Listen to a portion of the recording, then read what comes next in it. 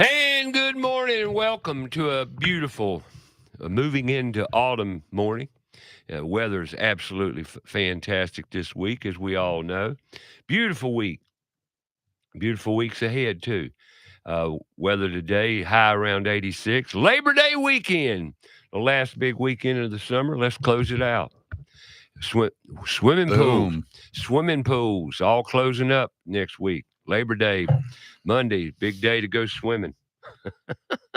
HOAs, apartment projects, all this. Pools are closing pretty soon, so you better take a dip. Anyway, Don't you had to start with HOA. You had well, we're going you to talk about. know that is going to be a trigger for me today, Ray. Yes, I do. Sam Attero's in the house. What's up, Sam people Attero, of the interwebs? Attero Media, and we're gonna. That is me. And I'm glad he's here today. I'm excited about. I'm glad to be here, Ray. Sam being here. Thank we're you. going to. He, from a lot of perspectives, actually, he's become a very dear friend, close, almost like family. And him and his wife Esther, good folks, and he's your typical. I've never been called that before, Ray. No, you're not typical. You're. He's geeky. He's nerdy. He's oh wow, he's thanks. OCD. Oh, you're welcome. I mean this in a good way, a great way, actually. Geeky and nerdy. Well, you are. You even you own it sometimes. I did. Well, I guess I am. I mean, I'm a systems guy and I love technology and I like to tinker and fix things and build stuff. And in that way, I am geeky. Yes. Sam, all right. There again, he's been on the show before. And you know me, I've got to interview. This is my third time, right? Yeah, I've got to interview people and talk. And if you hadn't met Sam yet, you know, Sam's one of these guys kind of like me. You like him or you don't like him. It's just that kind of personality. Well, that's the way people are now. That kind of explains a lot.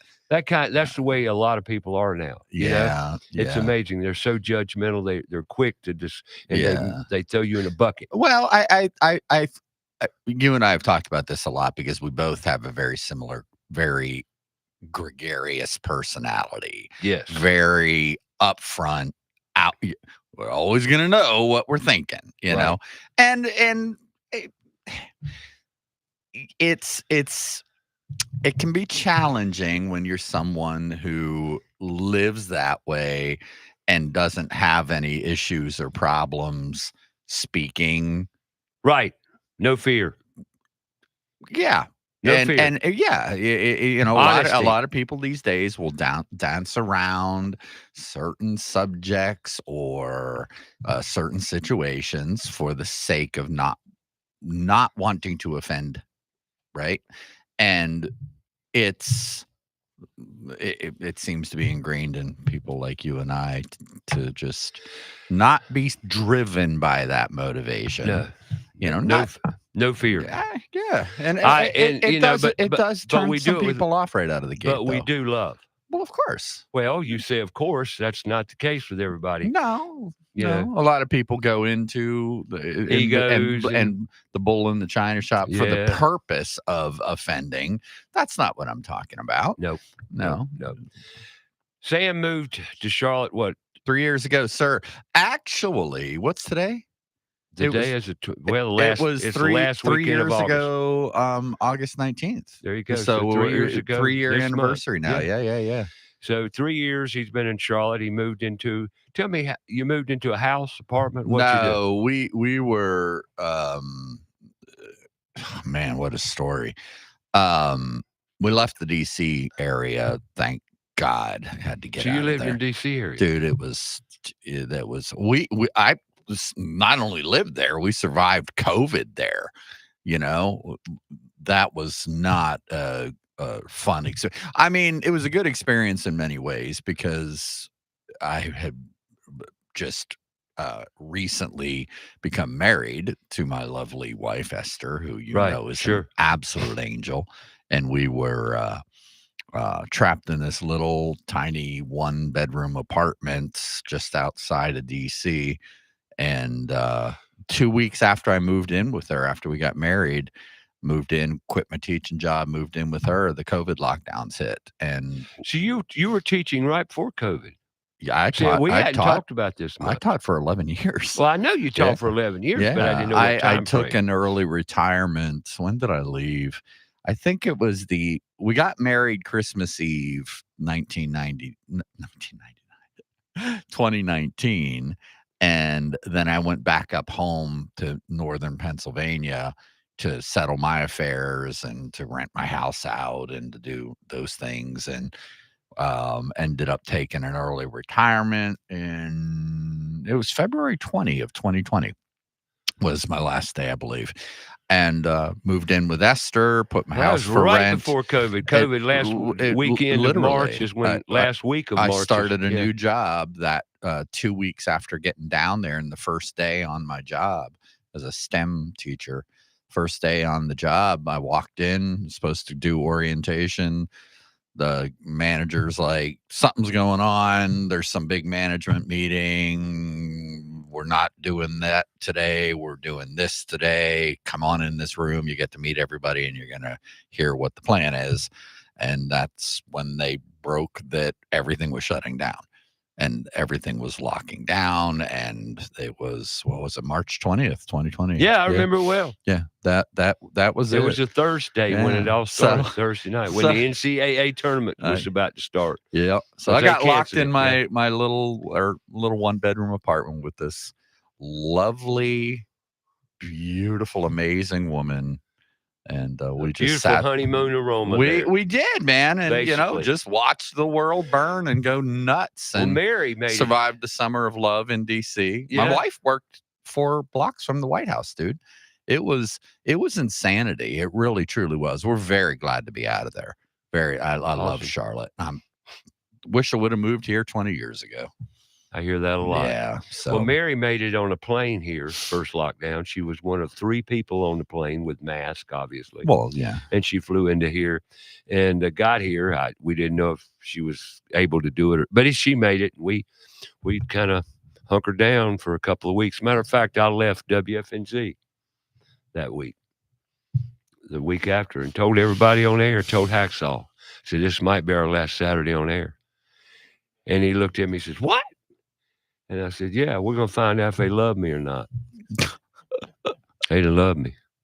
Are they going to hang with me through the apocalypse? They didn't love there, me. You know. They wouldn't work they didn't with me. love me. And then they put my name on the wall of shame in the office over there, and I'm not even allowed in the building. Wow. I know.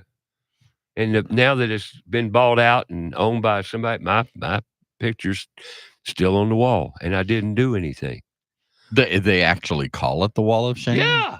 Call it the wall of something. If I ever make it in there, Ray, I'll take it off. Don't worry. I'm not worried about it. I don't need to go in that building. You know, this is kind of what we deal with sometimes in corporate America. But anyway, it's okay. 2 weeks later, and good segue into this story here because things are about to change. They are again. Oh yeah. Well, we've talked about it. Well, here's the deal. Yeah, but we talk about so much, Ray. Oh God, we do. This completely Beasley. We We came to Beasley. This show came from WFNZ to Beasley. Okay, so we're on the show trajectory. Yeah, here. exactly. Okay, gotcha, we man. came here 2 weeks making after. Sure I'm in the same lane.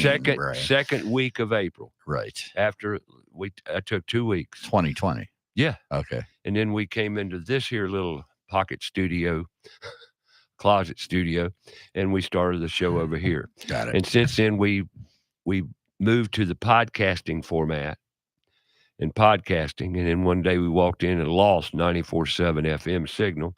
And now we're on Fox Sports Charlotte app, Fox Sports Charlotte website, streaming live, YouTube live, Facebook live. Yeah, 104. What? 104H? 104.7 HD2. 104.7 HD2. Anyway. If anybody gets that. Now, Beasley's moving. News, everybody knows this in Beasley, but December 1st is the date. The new studios and all will go underway December 1st, and we're going to be out of this studio in a new studio, the Put Tools in Schools, a Toolbox studio.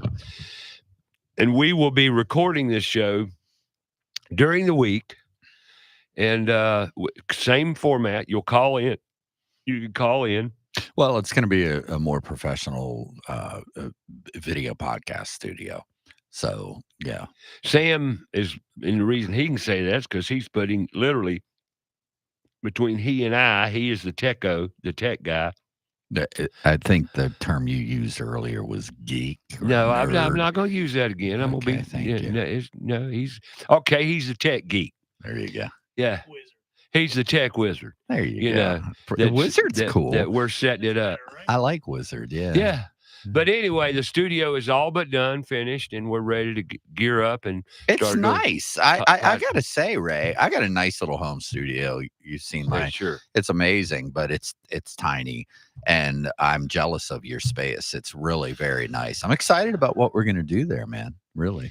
We've got big plans around put tools in schools and the whole drive behind raising the awareness to kids of the career pathways that are out there.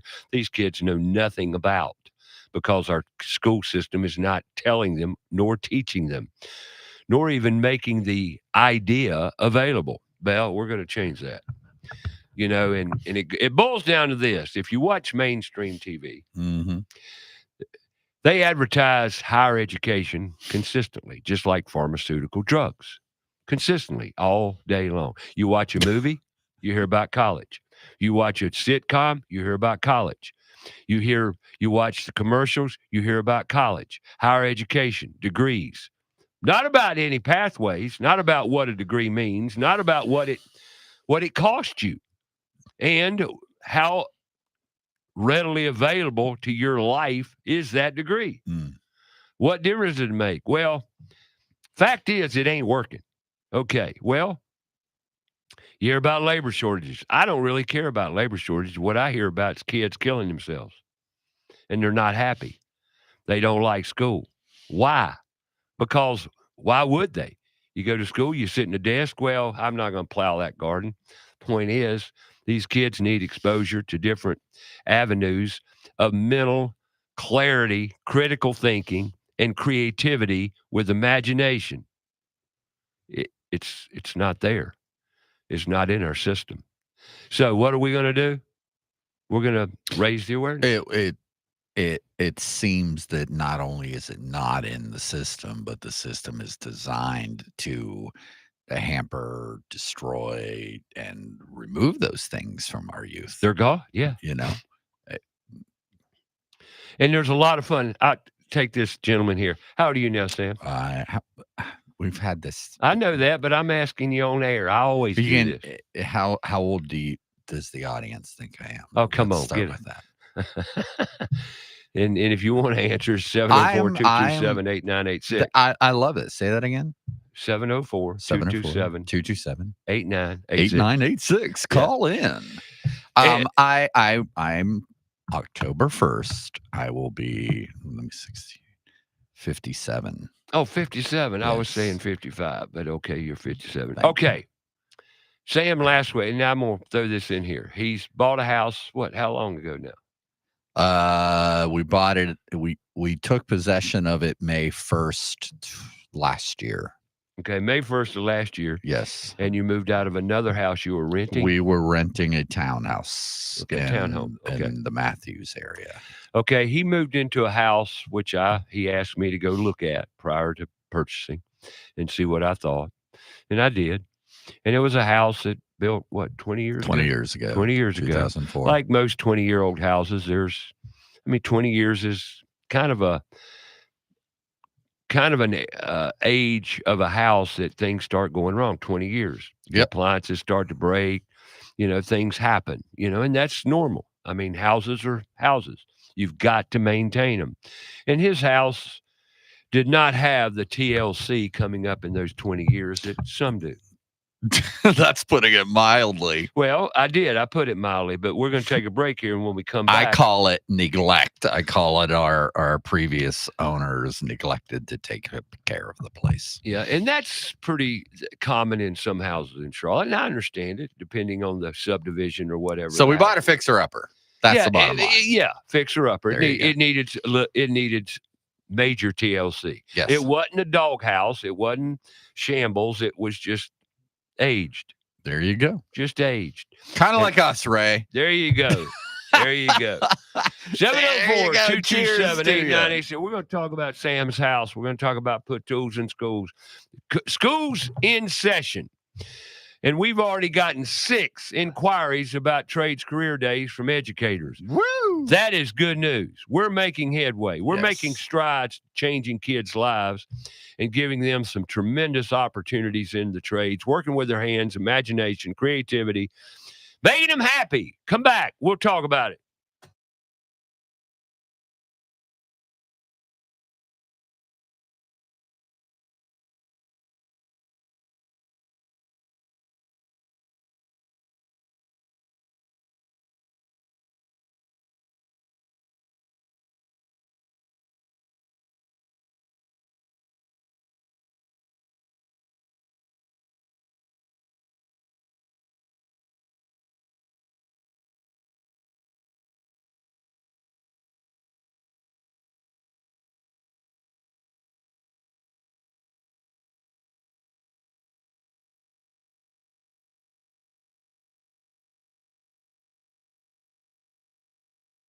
More about the show? Go to our Facebook page, About Your House Radio.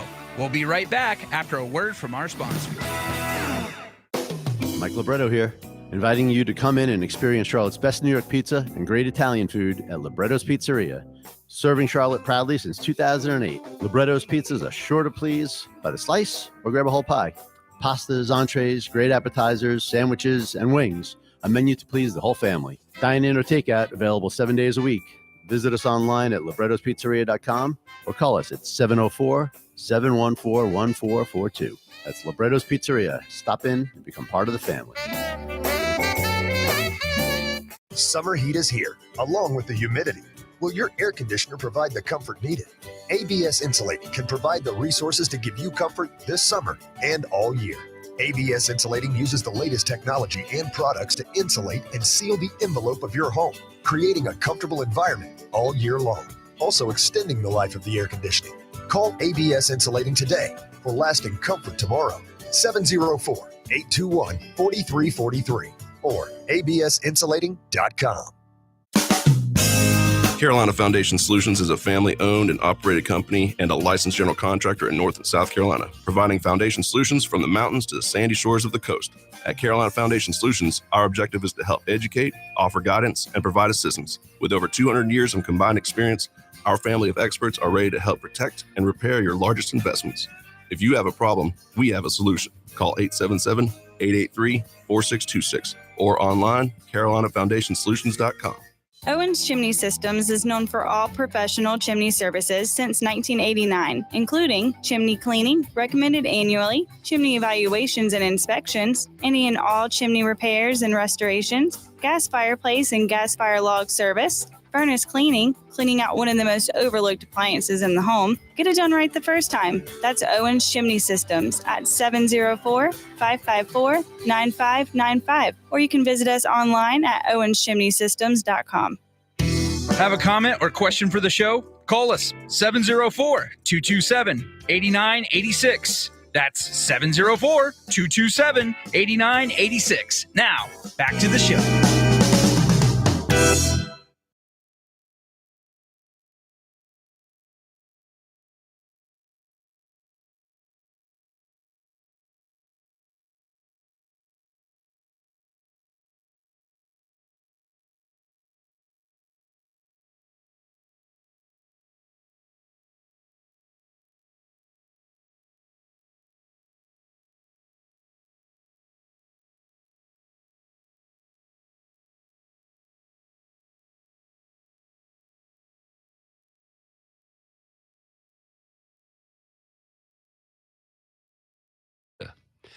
All right, welcome back. 704-227-8986. Good to be here. You can see us on Facebook Live. How y'all doing? YouTube Live. Soon to be on Spotify. Things are happening. We're going to be switching studios here within the next 2-3 months and getting her done. And you can still call in. The tape will be, the show will be recorded on a Wednesday or Thursday or Tuesday. We hadn't figured that out yet. I'm excited about being able to record at will. right? To Yeah. have such a professional studio that you can go in there, it's going to add a lot of flexibility and open up the world as far as increasing the variety and the reach of the guests that Right. we can bring in virtually, the video work that we're doing. I mean, it's broadcast level stuff. It looks great. It sounds great. And we're going to be able to take this show and the Put Tools in Schools new podcast that we're starting to a whole different level and reach out globally, which is incredibly exciting. And the whole idea is just to raise the awareness. Once again, it's pretty simple.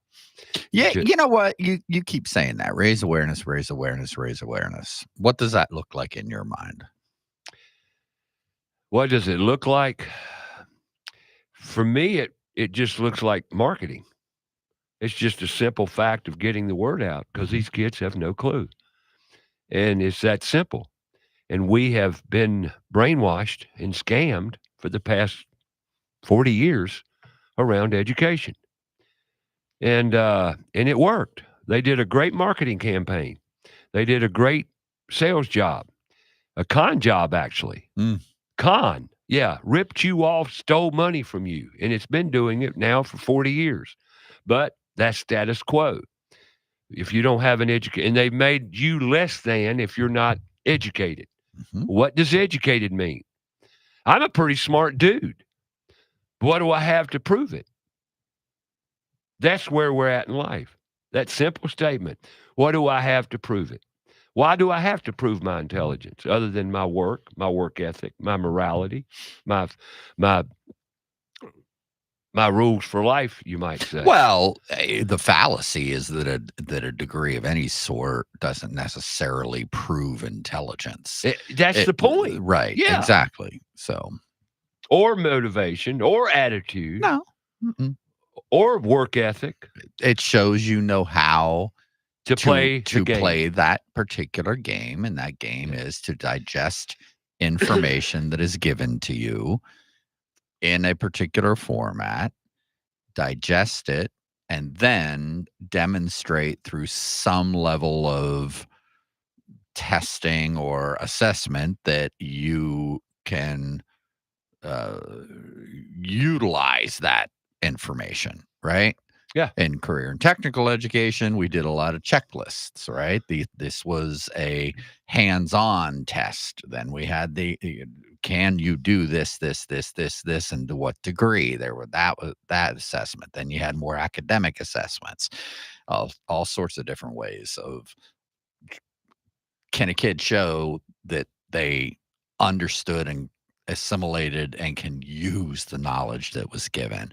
But when you look at the pathway that you're talking about, that we've been lied to about, what does that end up translating to in the real world? Most cases, tens and tens and tens of thousands of dollars in debt, and ending up not utilizing the degree that you went into debt for anyway.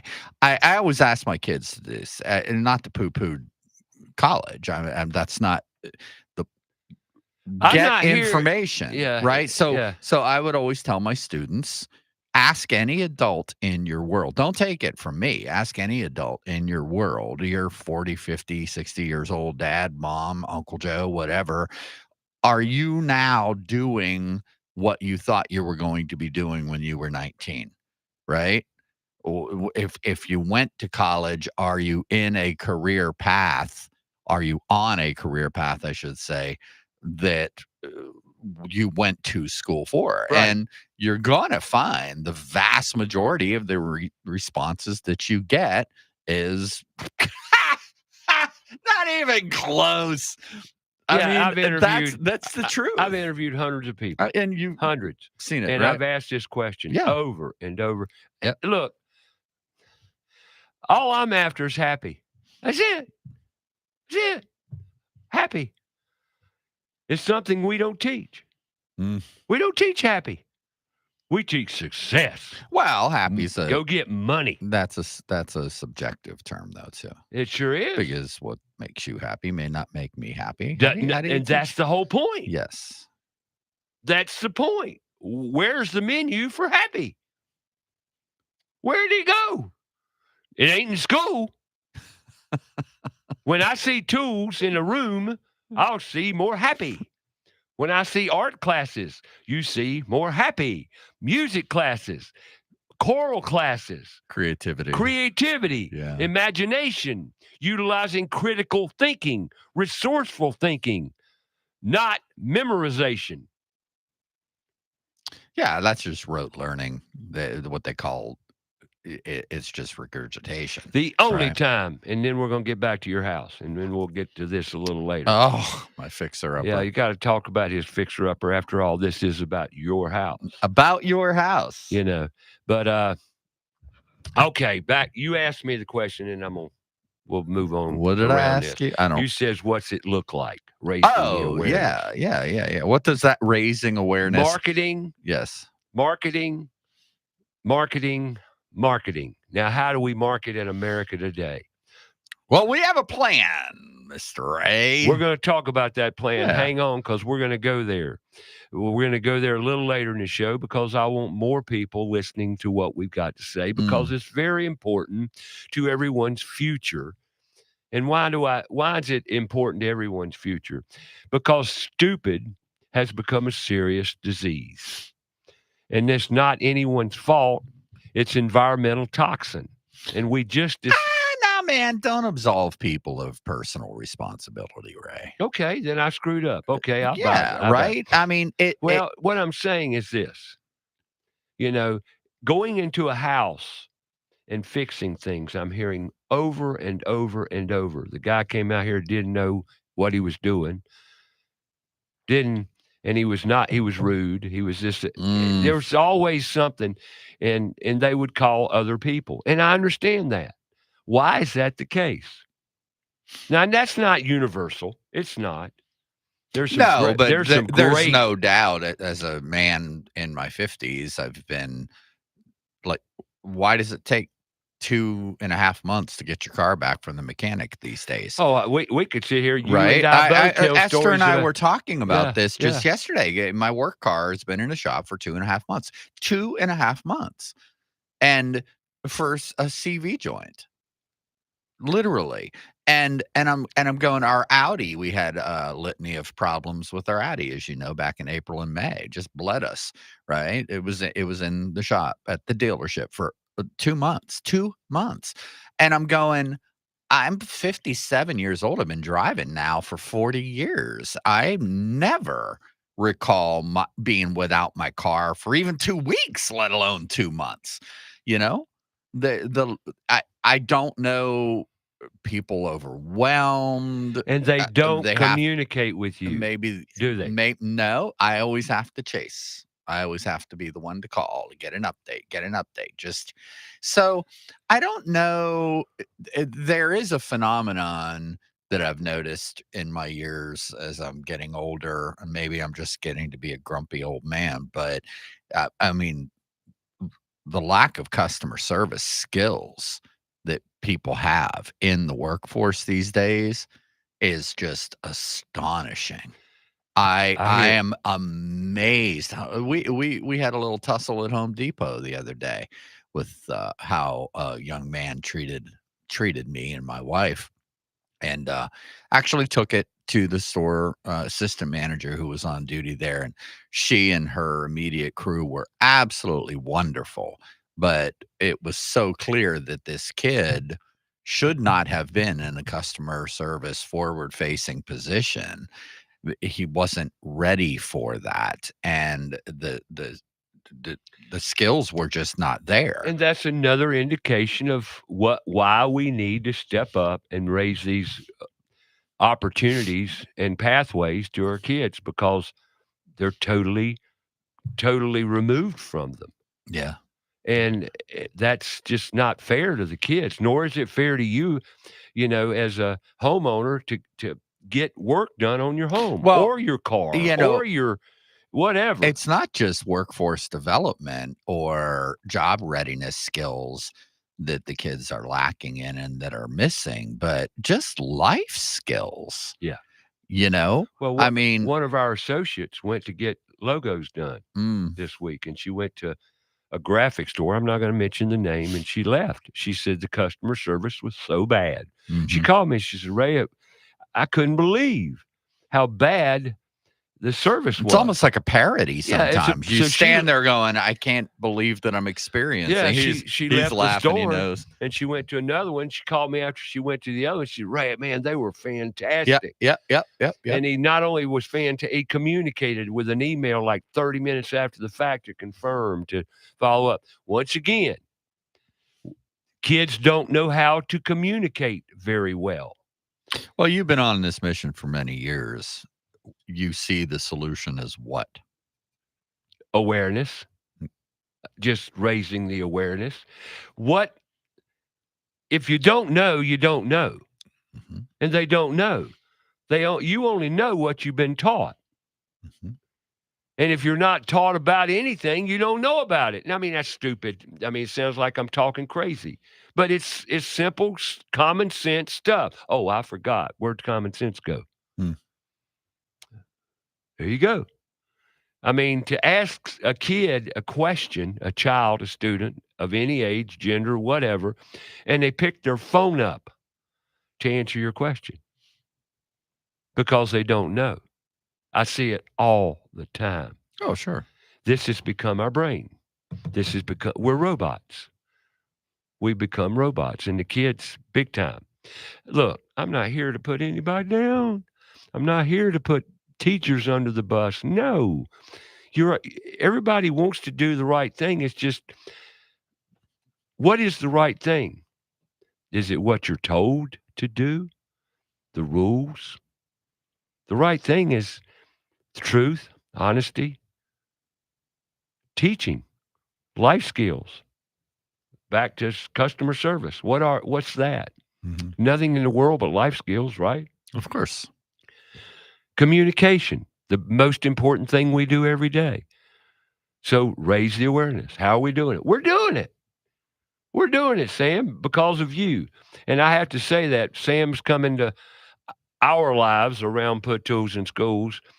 I don't know if the universe sent him, God sent him, or whatever, but there's so much information and education and technology. No one person can embrace it all. No way. I tried. I can't do it. Uncle, I'm done. I can't do it. I Yeah. can't do it all. And in this world we live in, things are forever changing. Forever changing. And as you get older, Yeah, minute by minute. it's changing. It's a lot. It's a lot. And then when you get used to something or someone, that person moves, dies, or changes jobs, Mhm. and everything changes. David Richardson said life skills are not on the test. Yep. And he's an educator, powerful proponent with Put Tools in Schools and kids and knowledge that they're not getting. It's sad. But, we're doing something about it around Put Tools in Schools. I want to be positive. The great thing about this is that what we're doing works. Mhm.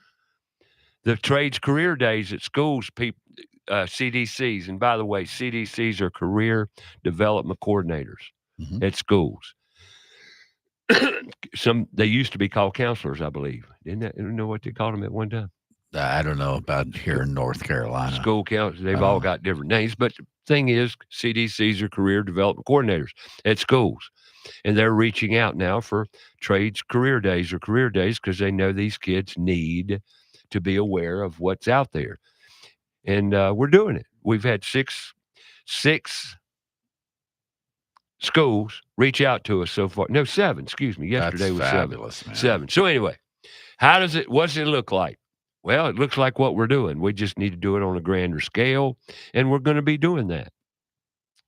And because technology is the way, the entry to marketing, really, isn't it? Technology. How are we going to do it without technology? We can't. So we're going to Not be these doing days. I mean, if you want to meet the kids where they are, unfortunately, we got to kind of lower that bar a little bit. It's a challenge. I mean, I'm not crazy about the technology and it and the pervasiveness of it and the brainwashing nature of it. I mean, I've seen it in my life. I've seen it how it has affected my brain negatively.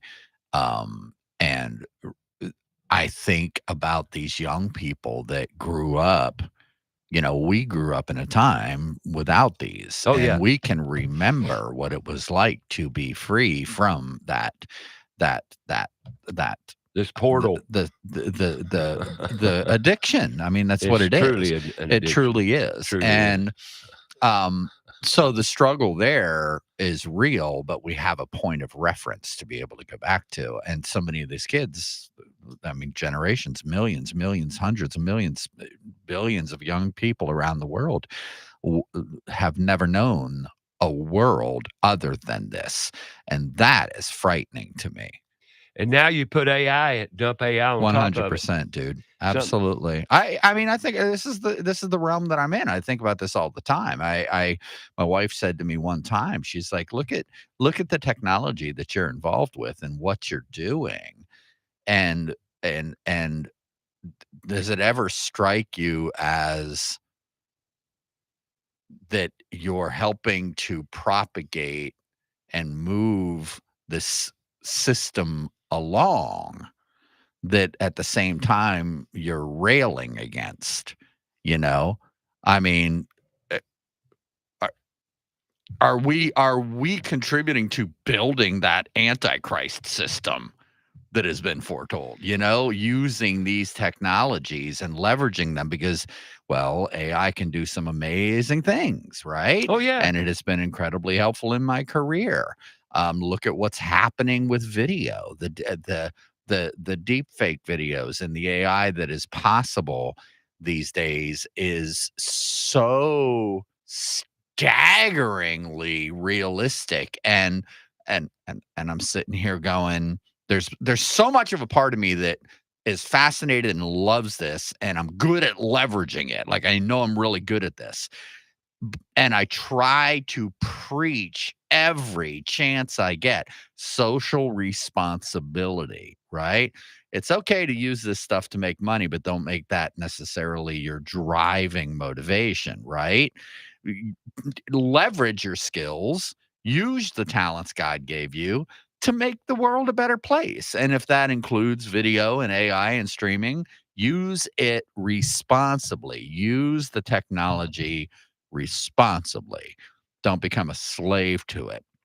But man, oh man, it just seems like the genie is so far out of the bottle now, multiple genies out of the bottles, and nobody even knows which bottles they came from now, And you're right. It's gone. The world's gone nuts. You're right. Okay. Thank you. And so what are we doing about it? We're just going to stay in our lane. What can we do? We're going to pick the highway of awareness. Absolutely. And just talk to kids, talk to grown-ups, talk to adults, talk to parents. Talk to Jesus, kids. Yeah. That's what we need. Yeah. There you go. We've got to get back on track. Okay. We're going to do it. We're going to puttools-in-schools.org.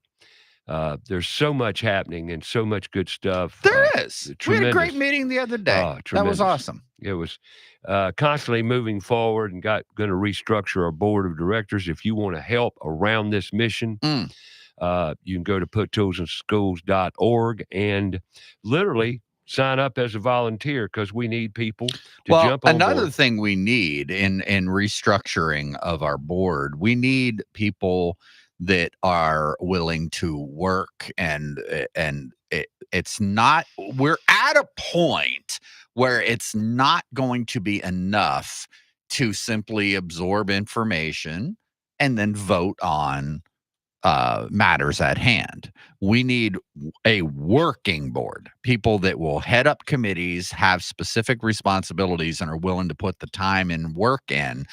And we're not talking a full-time job here. No, we're talking about no. We're talking about tasks, calling, reaching out, doing email distribution, whatever, database. Looking for opportunities, right? Managing. We talked about volunteers. Okay, so fine. So we get an influx of 15 people that want to come and help out. Who's going to manage them? Exactly. Right? I mean, that's where we are in building this organization. Is we get the pathways that need to be refined. The systems have been built and the foundation has been laid.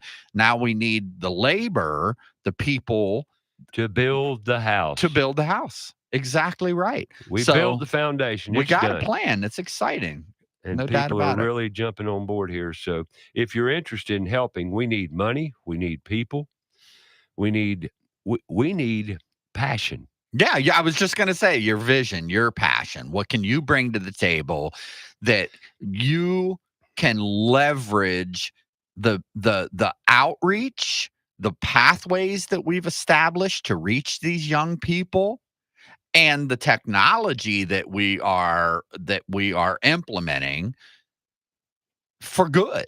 Yep. And we want to help you tell your story so that you can motivate a young person along a responsible, positive trajectory toward happy and toward true And I've career got success. that story when we get back. I just spoke to a young man today. He's been in the electrical industry now going on 5 years. Right out of high school, got a job. Let's talk about it. You're listening to About Your House on Fox Sports Charlotte. Download the free app. Stream us live. Online, foxsportsradiocharlotte.com, Facebook Live, About Your House radio page, YouTube Live, same thing. Give us a call, 704-227-8986. We'll be back with more About Your House.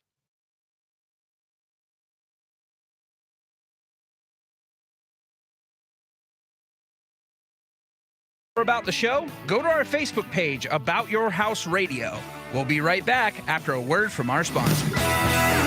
There's big news in the Carolinas. Queen City Audio, Video, and Appliances is now Queen City Home Store. For over 70 years, we've been your trusted retailer for appliances, electronics, and more. Now, we're taking it to the next level with a new name, a fresh look, and more ways to serve you, offering the same outstanding service you've always counted on, while bringing you everything you need for your home. Queen City Home Store. Same great service, more possibilities. Visit us at queencityonline.com.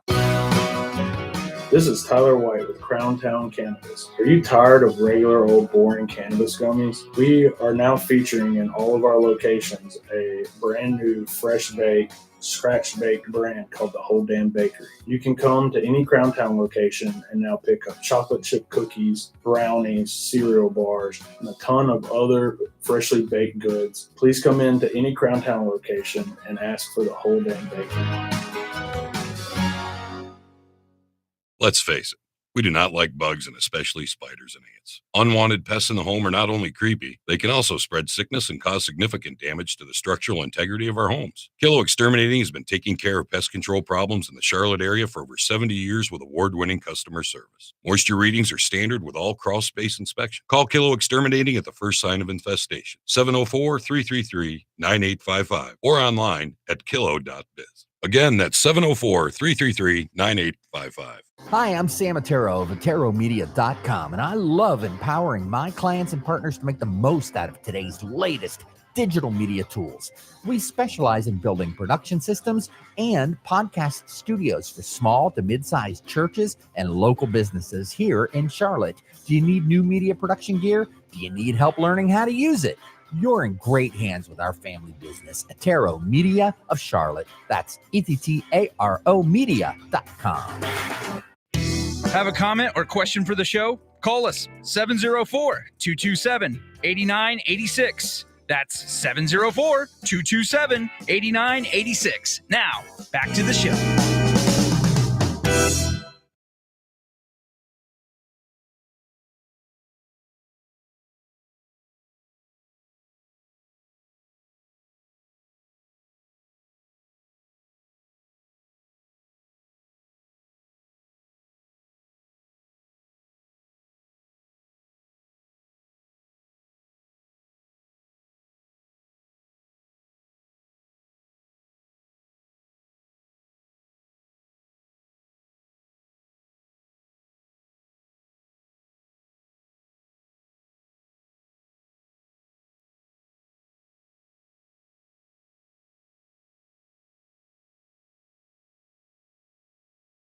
Oh.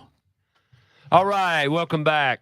talking to Sam Ettaro in studio of Ettaro Media, also a board member with puttoolsinschools.org. And here, excited to have him because he's 57-year-old gentleman that owns a house now. And it's an older house, 20 years old. Last week had sewer problems. This is a great story, folks. And here's an industrious man. Might be a great story for you and content for your radio show, but it was a crap show for me, dude. Literally. No pun intended. Pun intended. So you're sure tell a story. You're sure backed up. That's dude. For the second time. This is the second time. So the first was horrible. This was back in May, and you know the run of we were just under attack, man. April and May, it was unbelievable. Just like semi-moderate to major life stuff that everybody deals with, but it was like carpet bombing for 2 months. You know, car illness, appliances blowing up, our water heater going, roof issue, just boom, boom, boom, boom, all within, and it all really culminated in a pretty serious situation when we were sitting at the kitchen table Saturday morning, sitting at the kitchen table, and I hear having coffee, enjoying a beautiful spring morning, and bloop, bloop, bloop. I'm like, what? We hear the bathroom over by the front door, and then the kitchen sink shakes like I thought we were having an earthquake. It was literally the house goes, and then I hear water running. The toilet overflowing? Overflowing. What? Oh, no, dude. That's it was like a geyser coming up front. You're laughing. Yeah, dude. But you are laughing and I can laugh about it now, but what I'm going to explain to you. Got Old Faithful in your bathroom. It was horrible. And it was like literally shooting out like 12, 18 inches out of the toilet. It was like a scene from a movie. And I went running. I'm standing there and I'm like, Holy crap. Holy crap. I can't even believe what I'm seeing. I can't. And that moment of just shock and realizing what the reality of what was happening, right? So I'm like, baby,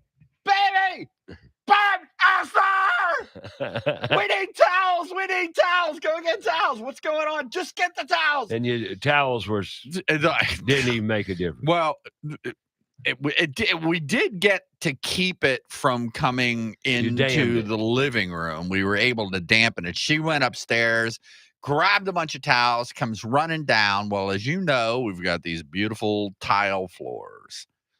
My lovely wife steps on where the water was, just like hitting ice.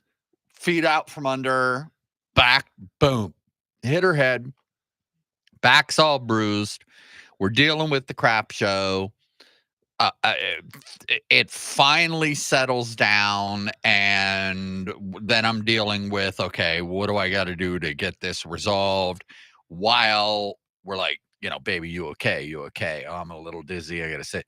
Turns out, pretty good concussion. She missed 3 weeks worth of work. Right?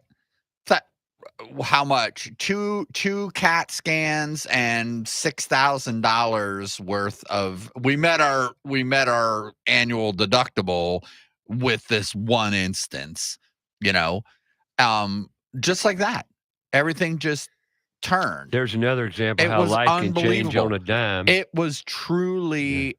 I was just staggered by what had happened. And how quickly, and then thanking God on my knees, thanking Jesus that he saved this beautiful angel for many more years with me, because, man, she could have died. She could have died right, easily. People slip in the bathroom, fall, hit their head, and it's it. Falls So are the number one reason Yep. people move out of their house. so I learned a lot. I'm grateful. Well, what'd you do about the plumbing What I thing? did was I ran to and see I'm my not friend. to ignore Shout out Esther. to my friends at Mint Hill Tool Rental. Yeah, if you want to see what I do, go to Mint Hill Tool Rental on Facebook and on YouTube and check out the marketing video that we did for them. So Tony and Rosa and Dan and the whole crew over there, wonderful, wonderful people. And we ran over there. I'm like, Raj, here's what happened. I explained to it, and he hooked me up with An auger. snake thing. Power auger. Yeah. I brought it back, ran it through my front yard, went and the pipe cleared. Well, that was back in May. Last week, One of the major things is he did it himself. yes. Now, where'd you put the auger in? A clean out Yeah, the clean out right there by in the front door. Yeah, by that juniper tree. Yeah. Right. So And I bring that up because a lot of people don't know what that little white cap is. in your I've front learned yard. the hard way what it is. That's a clean out. Yep. And Yep. that's why we need to talk about this. And because you didn't- also, here's a guy that really didn't know about all this stuff. But no, I've he been a called- homeowner before, because but you- I've never really had a fixer-upper but you that I had called to a deal with. plumber and got a Oh, price. no, hold on. Now Okay. we're going to fast forward. So this lasted for 3 months. Then Tuesday night, about 8:30, we're sitting there chilling, watching TV. I hear the toilet bloop, bloop, doing it again. I'm like, That's a horror sound now. no. Okay, this time I'm going to get a professional. So I call the plumbing service. The guy comes out. It's about 10:30 at night. And I'm like, look, dude, I know what the problem is, right? Here's the clean out. This is what happened back in May. What's it going to cost me? I'll clean that out. I'll scrape all them roots out of there, get that all done, get you out of here. Probably take me maybe, I don't know, maybe an hour, maybe 2 hours. We'll see how long that's going to take for $6.29. I'm like, $7 you're going to do this? Yeah. $629. $629. I'm like, dude, And God now bless you know, you. And now you know what we're talking about good money in the trade. I know you need to make money. I get it, but no, not doing it. So got up in the morning, did what I had to do, and rented a more substantial automatic feed.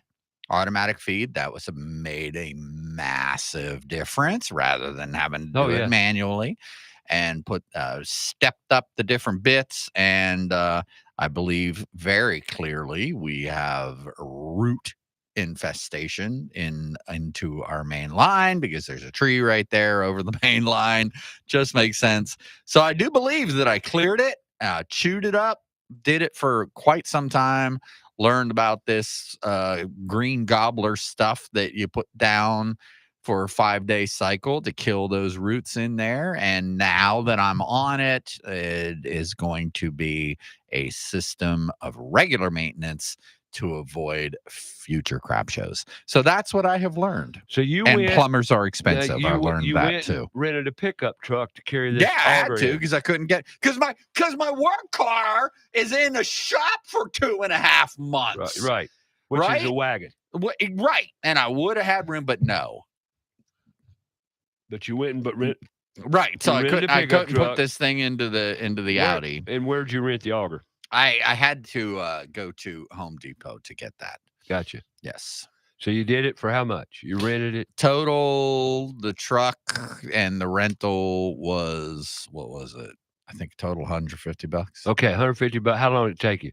All day? To get it cleared was pretty quick. But then I just kept going. I wanted to make sure I got as many of those tree roots and whatever was in there cleared out as I possibly could.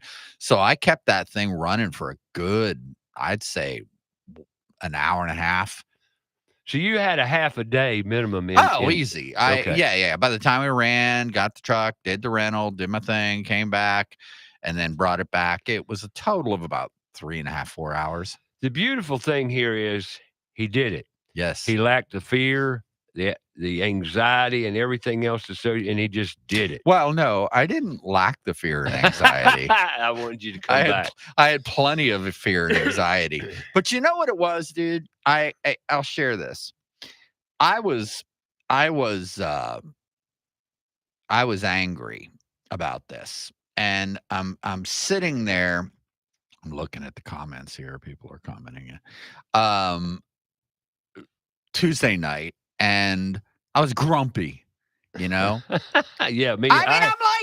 I'm pissed. I'm like, I get how much. I mean, I knew plumbers were expensive, but I didn't know that they were that expensive. That was ridiculous. And he told me that was the cheapest. So anyway, long story short, I was grumpy. I'm like, this is the last thing I want to have to deal with. I don't want to wake up in the morning and have my house flooded with sewage. I don't want to have to spend all this money. You get in that mode of just, why? Oh, it's coming at you from all different angles. Yeah. Right. And I was kind of snippy with my wife, and she kind of got, just reminded Snippy me. back. No. She's an angel. She says, hey, I don't deserve this. I didn't cause this. Sure. Come on. Don't project your frustration onto me. So I'm like, okay, this is a learning moment. Chill, relax. She's right. And then the next morning, God revealed to me what was happening, and I had a revelation, and I can't wait to share it with you. Okay, the revelation. But we got to take a top of the hour break here. We're going to take a top of the hour break. More home stories, and Sam's also in a subdivision that has an HOA, Homeowners Association. More stories to come around the HOA. Call in, too. We want to hear from you. We'd love to hear from you. 704-227-8986. You're listening to About Your House. All kinds of stuff, all different directions. We're liable to take a left-hand turn, talk about anything. So come on back. Join us. An hour or two of talk right here on About Your House. We'll be back with more.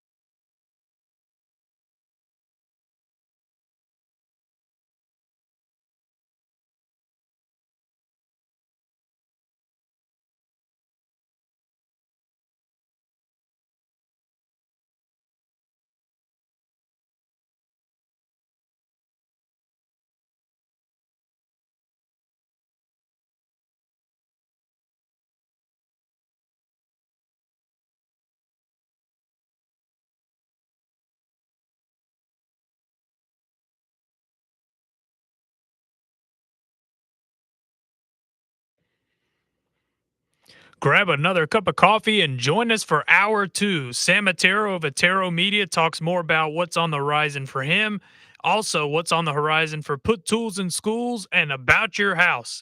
Lots of big happenings ahead. About Your House is brought to you in part by PutToolsInSchools.org, connecting students to tools of the trades and raising awareness of the many career pathways. Also brought to you in part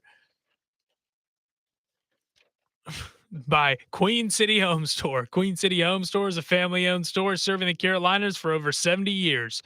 They're the largest independent appliance retailer in the Carolinas, constantly growing and taking pride in the experience that they offer customers with a knowledgeable sales staff, product selection, and lowest price guarantee. So sit back, relax, and enjoy some time with us. And now, here's your host, Ray Terry.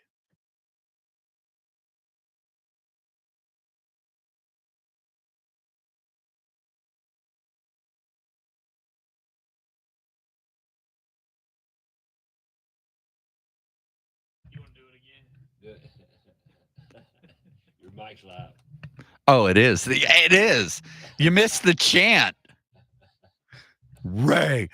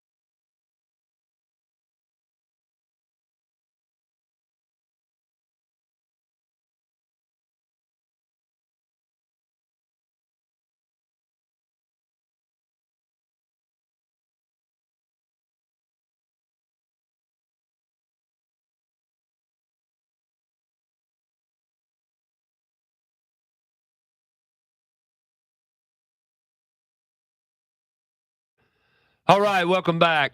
Before the break, there we are talking about the sewer flowage, sewer mishap. Sam have. All right, your It was wife, you're a little horrible. snippy, and before you go on about your revelation, you woke up to. I did.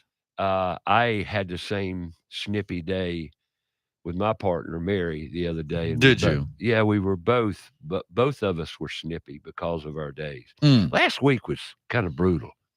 It seems like I don't know. Just Yeah, I got pretty hammered last week. We were on a good run since May, since that string of disasters in June and July were pretty good, and then I just went really it's off just the blown rails. up here lately. Yeah. If it could go wrong, it has gone wrong. If something could kick you, but anyway, we move on. We get around it. But you woke up after I did.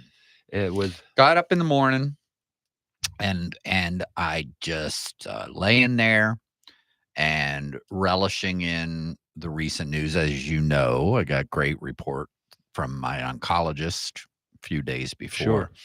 So I'm laying in bed as I do every morning and just thanking the Lord for another day, for the healing in my body, for the opportunity to live out the life that he's got planned for me, and the healing that he has granted me, and these second and third chances. And got some massive news a few days before. And I'm laying there in bed, and I couldn't sleep, and I knew I had to get up and deal with this today. Because we had went to bed. The plumber left at 10:30 that night, went to bed, and you knew what your day was going to be I like. knew what my day was going to be like. And so I got up at the crack of dawn, just watching the sun come up slightly, family sleeping, my baby's laying there just in bliss and so peacefully sleeping. Little Nico and Zeus are sleeping. The birds are starting to tweet outside. I get up and look out over the garden, and I'm sitting there just praising him for waking me up and giving me this opportunity to deal with this crap show. Literally, like it dawned on me, and it sounds strange, but I swear these are just one of those moments where I felt a direct communication with God. And he said, listen, you're not sleeping under a bridge, right? You're not living in a cave with bombs falling on your head, debating whether you got to kill your family dog to eat it for dinner tonight, right? You live in a fixer-upper that you've turned into a beautiful home. You've been gifted this opportunity to build a home and to invest in your community, and set roots in Charlotte. Now, get up, stop being a whiny little baby about what you need to do. Be a man, show your wife what a good husband you are, and go and take care of business. And be grateful that you have a house that you've been blessed with to take care of. And the health to be able to do it. And the health to do it. Your doctor just told you you're clear from cancer, dude. Right. Right? You're 6 months after your treatment's ended, 2 years, and he just said to you, this is what we're looking at in your test results in the 6-month follow-up is what we would expect of a man your age, your general health, what you've been through, how long you've been. In the case of a cure, this is what we would see. Now, you had to qualify that, right? We don't know about down the road. You still got to come back every 5 months and do this again. But as of right now, this is as good a news as you can possibly have. And I'm going to sit and complain about having to snake my sewer line. Right. You got to be kidding me. Right. So I got up, cleaned the kitchen, did the dishes for my baby, got the coffee on, got the jazz music going, got everything all set for her. So she didn't have to do it. And she woke up to a beautiful morning and a smiling husband, not a grumpy old bear, a smiling husband that took care of what needed to be taken care of. And I'll tell you what, dude, we got done and it was at 2:00, 2:30. beautiful day. She happened to have off, and I took her and the boys and treated us to a nice dinner. 82 degrees, skyline there Where'd in you go front to of us. dinner? We went to the Eagle right up the street here, man. Great fried chicken. I wanted to be Where's bad. the Eagle? The Eagle, right up the road here, South Boulevard. Okay. Yep, pub. She had fish and chips or grits and shrimp she loves, and I got a wonderful fried chicken meal that I shared with the boys. They loved it. And we had one of the most amazing days overall. And you had to deal with crap all morning. Yeah, literally. in order to get that, in order to have received that gift of this wonderful evening and day with my baby and the boys and the fun we had after dealing with the crap show, I had to go through the crap show. And the appreciation that my wife showed for her husband, who had the resources and the health to deal with this, it was, man, I'm not saying I want to go through that again, but it was definitely worth it. Now, here's a little caveat to that story, if I may. I really wanted Sam to be on the show this morning. Matter of fact, Bullet Helms was supposed to be on the show today. He texted me Wednesday, reached out and says, Ray, I'm sorry I got something come up here and I'm not going to be able to be on the show Saturday. I said, well, because of everything that's going on and what he's been through, what I've been through around all of these new developments, I felt like it would be great to talk about. Well, one, his experience. Here's a 57-year-old man, no different from any other man, husband, father, whatever you want title you want to put on it. I would. And you can do anything that you set your mind to do, which you did. Not only once, several times. Yeah. Because and since you bought this house, you have done things. Calls me one day. Sam calls me one day and says, Ray, you know this post out here? This column I've got in my living room? I was, yeah, I'm aware of it. I want to give it some texture. I want to give it some look, what could I put on it? And I told him, I said, go get you some quicksand 20 and, you can do this and work it and do this. He did it. And I might add, a great job. And it looks fantastic. But he did it. I turned it into a tree. Yeah, it looks like a tree and a very good tree. It was pretty cool, man. I layered the what I don't remember what it was, the stuff you told me to buy. Right. Well, first off, I had to strip the column down. And layer upon layer upon layer, and then I went through with the edge of a not the edge, to get the texture, a paintbrush, the handle of a paintbrush, and went down through and literally drew what I would consider the lines of the bark in a tree, and then went and crafted gnarls in the tree, and then went through and did a wash of paint, and then added additional dimension by getting inside the grooves that I had carved and painted. Total and creativity. Created. Yeah, and it looks like a rough hewn log, right? And Sam wanted some a handrail, going up the stairs. Yeah, you did a great job with that. So I said, well, I'll put the handrail up. He said, really? You can do that? I said, sure, no problem. So we put the handrail up, and it tied right into that column very nicely, I might add. It really does. Yes. And it looks great. But, it does. And Sam is no different other than. I'm pretty different, dude. Well, you are in the fact that you're not afraid to attempt things, which that's what I want to talk about. I see. Yeah, I think you're right. A lot of people would probably. Well, and here, why do you have the fear? Because you don't know what you're doing. Yeah, that's what Put Tools in Schools is all about. If we can when we can inspire our youth and or adults to eliminate the fear and try things. It's amazing once you have the knowledge or background or self-confidence above all to do something and fail at it, screw it up. Absolutely. But look what that's how we learn if we pay attention. Man, it's right? amazing. It's the only time you learn is through application. The only time we learn is through an application. So don't be afraid to try things.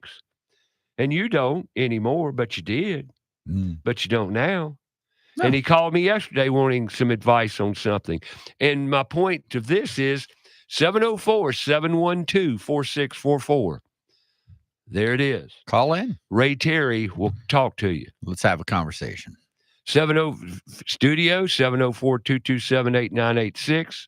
Are we going to have a call-in line on the new studio? Absolutely. Studio? Absolutely. And that show will be broadcast 3-camera, professional robotic cameras, 3-camera podcast setup. The aesthetics of the room look great. You did a beautiful job with the backgrounds. And so right now we're just setting the cameras into the walls and adjusting the lighting, and the tech's all in place. So we're ready to rock and roll. Yep. We'd like to start booking up those shows. Yep, we're going to. And another thing we're going to include with our future broadcast are kids, students. Every time I have a student on this show, Rishton, it's great, isn't it? It's good content for sure. The kids don't lie. They tell it like it is, and it just blows me away what comes out of their mouth. And you get to hear firsthand stories of how much of a crap show the school system is. Yeah, and through their lens. Through their lens, yes. It's pretty darn incredible. But of course, students never lie. Oh yeah, yes they do, quite frequently actually. But that's okay. It's not okay to lie, but it's okay that they're on the show because part of the game. They don't. We were all young once. Yes, I'm still young at heart. Yes, you are. Try to be. Yes. I don't want to grow old, but the numbers don't lie. My daughter's birthday was last week, and she was flipping out. How she doesn't want to turn 26. I'm like, why?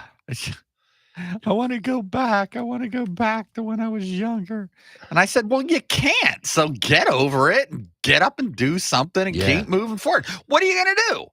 You can't stop getting older. Right? Right. So just hop in the time machine down the road. And it'll take you to the left, and then you'll go back 10 years and be about 16 again. It's easy. Simple math. Piece of cake. Well, let's go on. She never did good in math, though. That's the problem. Never did good in math? No. Okay. When we get back from the break, we're kind of up against the clock here. And when we get back, I'm going to talk about Sam's HOA. Here's another homeowner story around HOAs, homeowners associations. And that's a whole can of worms we could stay on for hours. And I'm sure a lot of listeners out there could share stories about HOAs. Stories, sure. I, being an HOA president for 5 years and matter of fact, I was an HOA president to one of the first HOAs in the state. There's 2 in Charlotte, and they were the first. Actually, there's 3: Falcon Bridge, Four Seasons, and Raintree.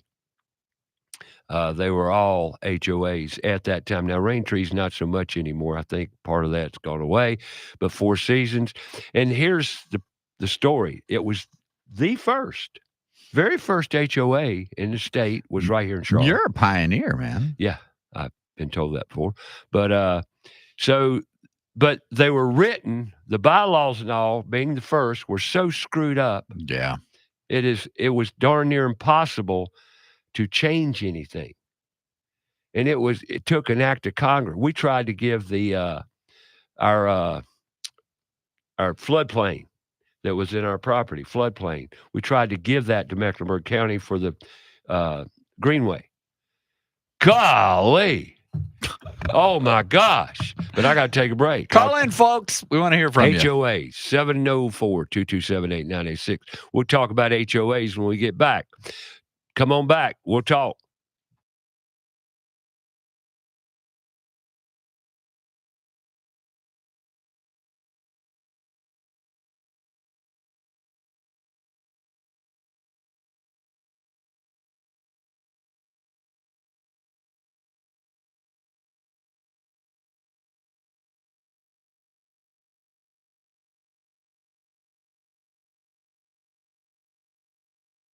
Find out more about the show? Go to our Facebook page, About Your House Radio.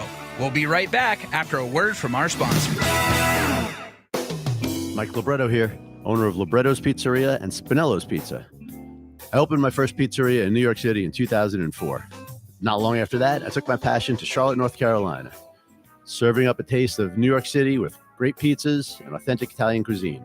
Come in, relax, and enjoy Libretto's Pizzeria, located off Johnson Road in the Ballantyne area. Libretto's is also home of the famous Spinello's Pizza, a 10-inch infused frozen pizza, offered in both pepperoni and plain cheese. Visit SpinellosPizza.com for more information, to find a retailer near you, or just to order for pickup at the restaurant.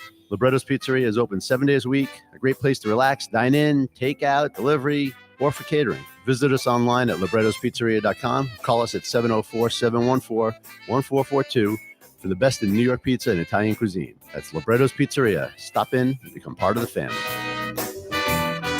Summer heat is here, along with the humidity. Will your air conditioner provide the comfort needed? ABS Insulating can provide the resources to give you comfort this summer and all year. ABS Insulating uses the latest technology and products to insulate and seal the envelope of your home, creating a comfortable environment all year long, also extending the life of the air conditioning. Call ABS Insulating today for lasting comfort tomorrow. 704-821-4343 or absinsulating.com. There's big news in the Carolinas. Queen City Audio, Video, and Appliances is now Queen City Home Store. For over 70 years, we've been your trusted retailer for appliances, electronics, and more. Now, we're taking it to the next level with a new name, a fresh look, and more ways to serve you, offering the same outstanding service you've always counted on, while bringing you everything you need for your home. Queen City Home Store. Same great service, more possibilities. Visit us at queencityonline.com. Let's face it, we do not like bugs and especially spiders and ants. Unwanted pests in the home are not only creepy, they can also spread sickness and cause significant damage to the structural integrity of our homes. Kilo Exterminating has been taking care of pest control problems in the Charlotte area for over 70 years with award-winning customer service. Moisture readings are standard with all crawl space inspection. Call Kilo Exterminating at the first sign of infestation, 704-333-9855, or online at kilo.biz. Again, that's 704-333-9855. Have a comment or question for the show? Call us 704-227-8986. That's 704-227-8986. Now, back to the show.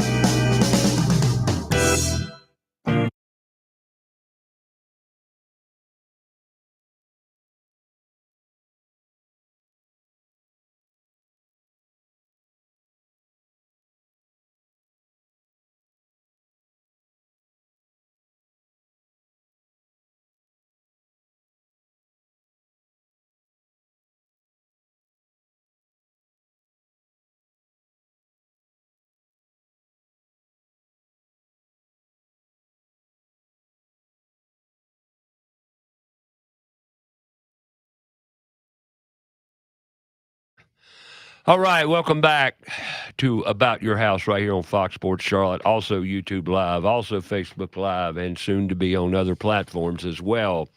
Turn into a full-blown podcast. It will be between now and the 1st of December. We will be moving studios and really looking forward to it. Very exciting things happening. Can I plug my business? Well, we were going to do that, yes. Awesome. Right Because now. you're talking about podcasting, and I don't want to forget. This is what I do to earn money for my family. I build podcast studios, I build systems, video systems, digital signage for churches, for businesses, installs, training, all that kind of fun stuff. So if you're looking for quality gear, reasonably priced, wonderful customer service, getting the job done at a reasonable budget, and you want to move into this sphere of digital production using today's wonderful technologies, give me a buzz at ettaromedia.com. There you go, ettaromedia.com. Thank you for indulging my and we'll do it. Self-aggrandizement. Yes. Yes. And I can attest to his abilities and knowledge and his passion. That, to me, is what life's all about. And passion. Fire, baby. Fire, passion, desire. Just fire and desire. Wanting to be good at something. Yeah. That's what's lacking. Everybody thinks I got to make money. Yeah, we all have to make money. Money, we're all captive. We are literally captive to the almighty dollar. Teach in school. Like what's the question I ask? You've heard me ask kids all the time. What's the most important thing we all want? We all want the same thing. Money. We money. And I say, no. They look at me like I'm a Martian and want to argue with me. Yeah, we all need it. But what you want is happy. And when you reach happy, let me ask you, when you clean that sewer line out, you put that sucker back on the truck and you deliver it. Well, you're a happy boy. Absolutely. I felt you great. Were just and elated. The way my wife looked at me, and I saved us $500. Look at the points you scored. I'm a dude. Big time. Big time. Women love men with tool belts. Telling you. Telling you. I'm serious. Yes, sir. Maybe, baby, if you're listening, my Queen Esther, thank you. Thank you. For your patience with me.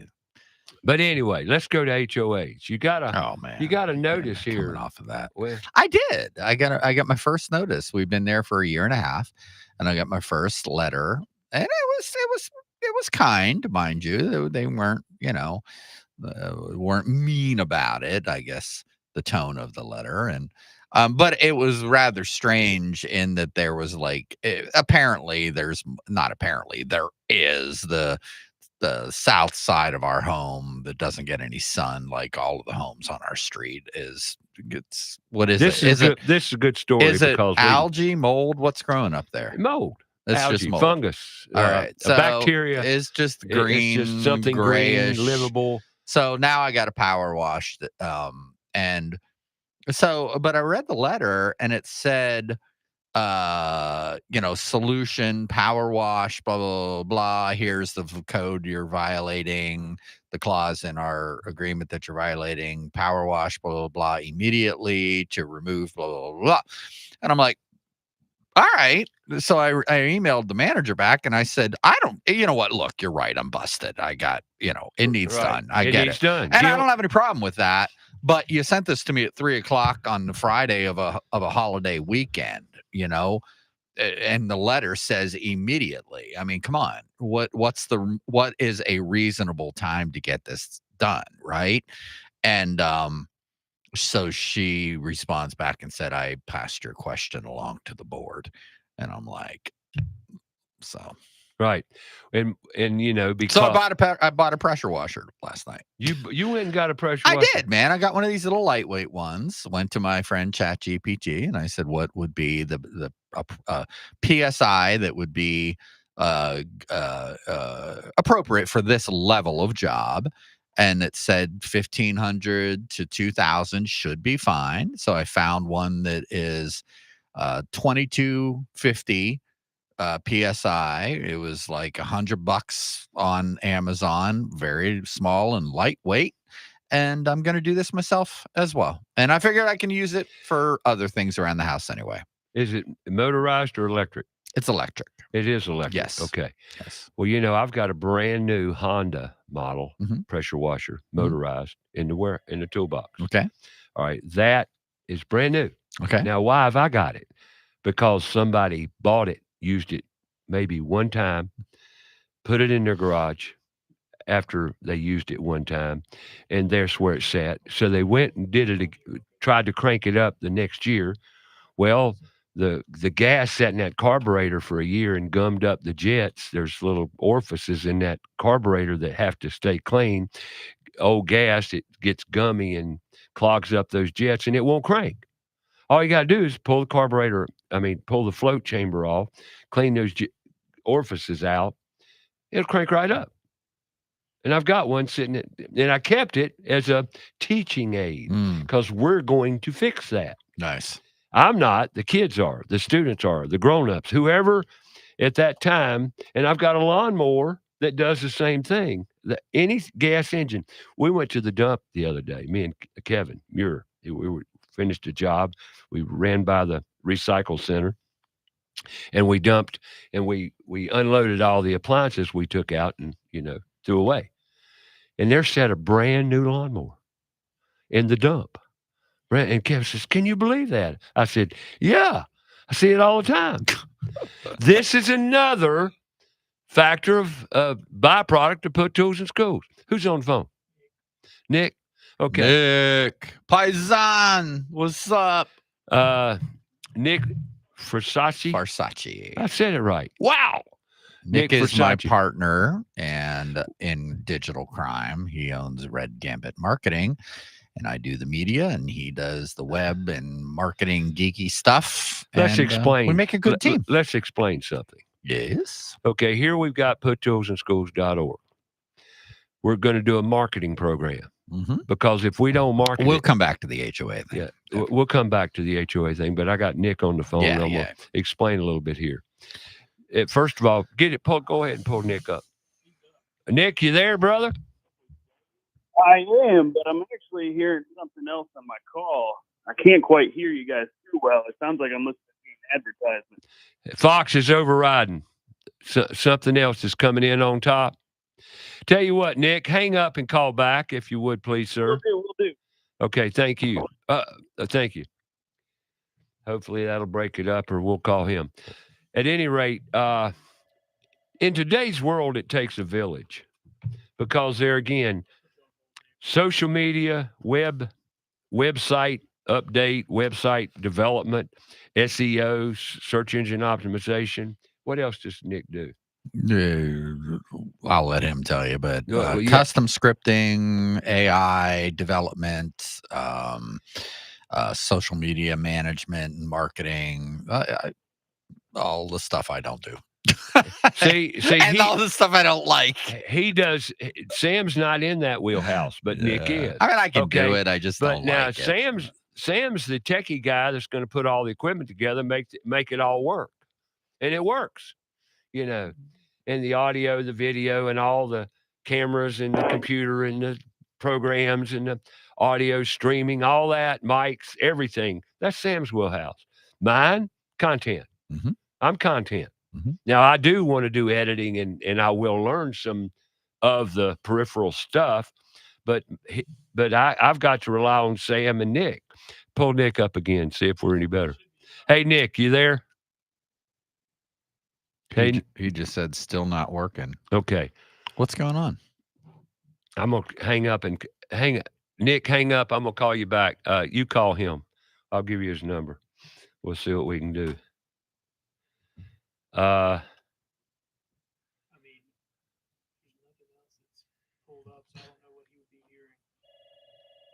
There, he's going to try again.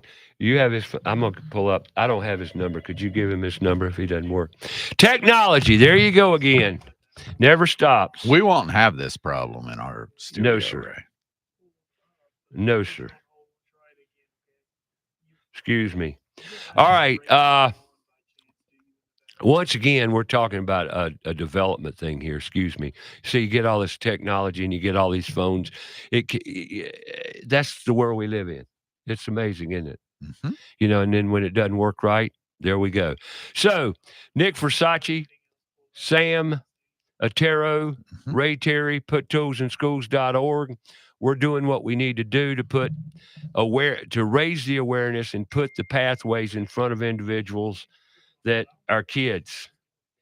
Yeah, it's exciting, the plans that we have. The goal is to go through and finalize over these next few months, the last part of the year, to finalize the new corporate structure, board structure of the nonprofit, and get some much needed policies in place, mentorship program, a pathway, a funnel to the pathways that we want the students to learn about, and then ultimately a system in place to help them connect with employers and other possibilities for learning beyond high school, such as internship programs, apprenticeship or, programs. we're doing workforce development and building these partnerships.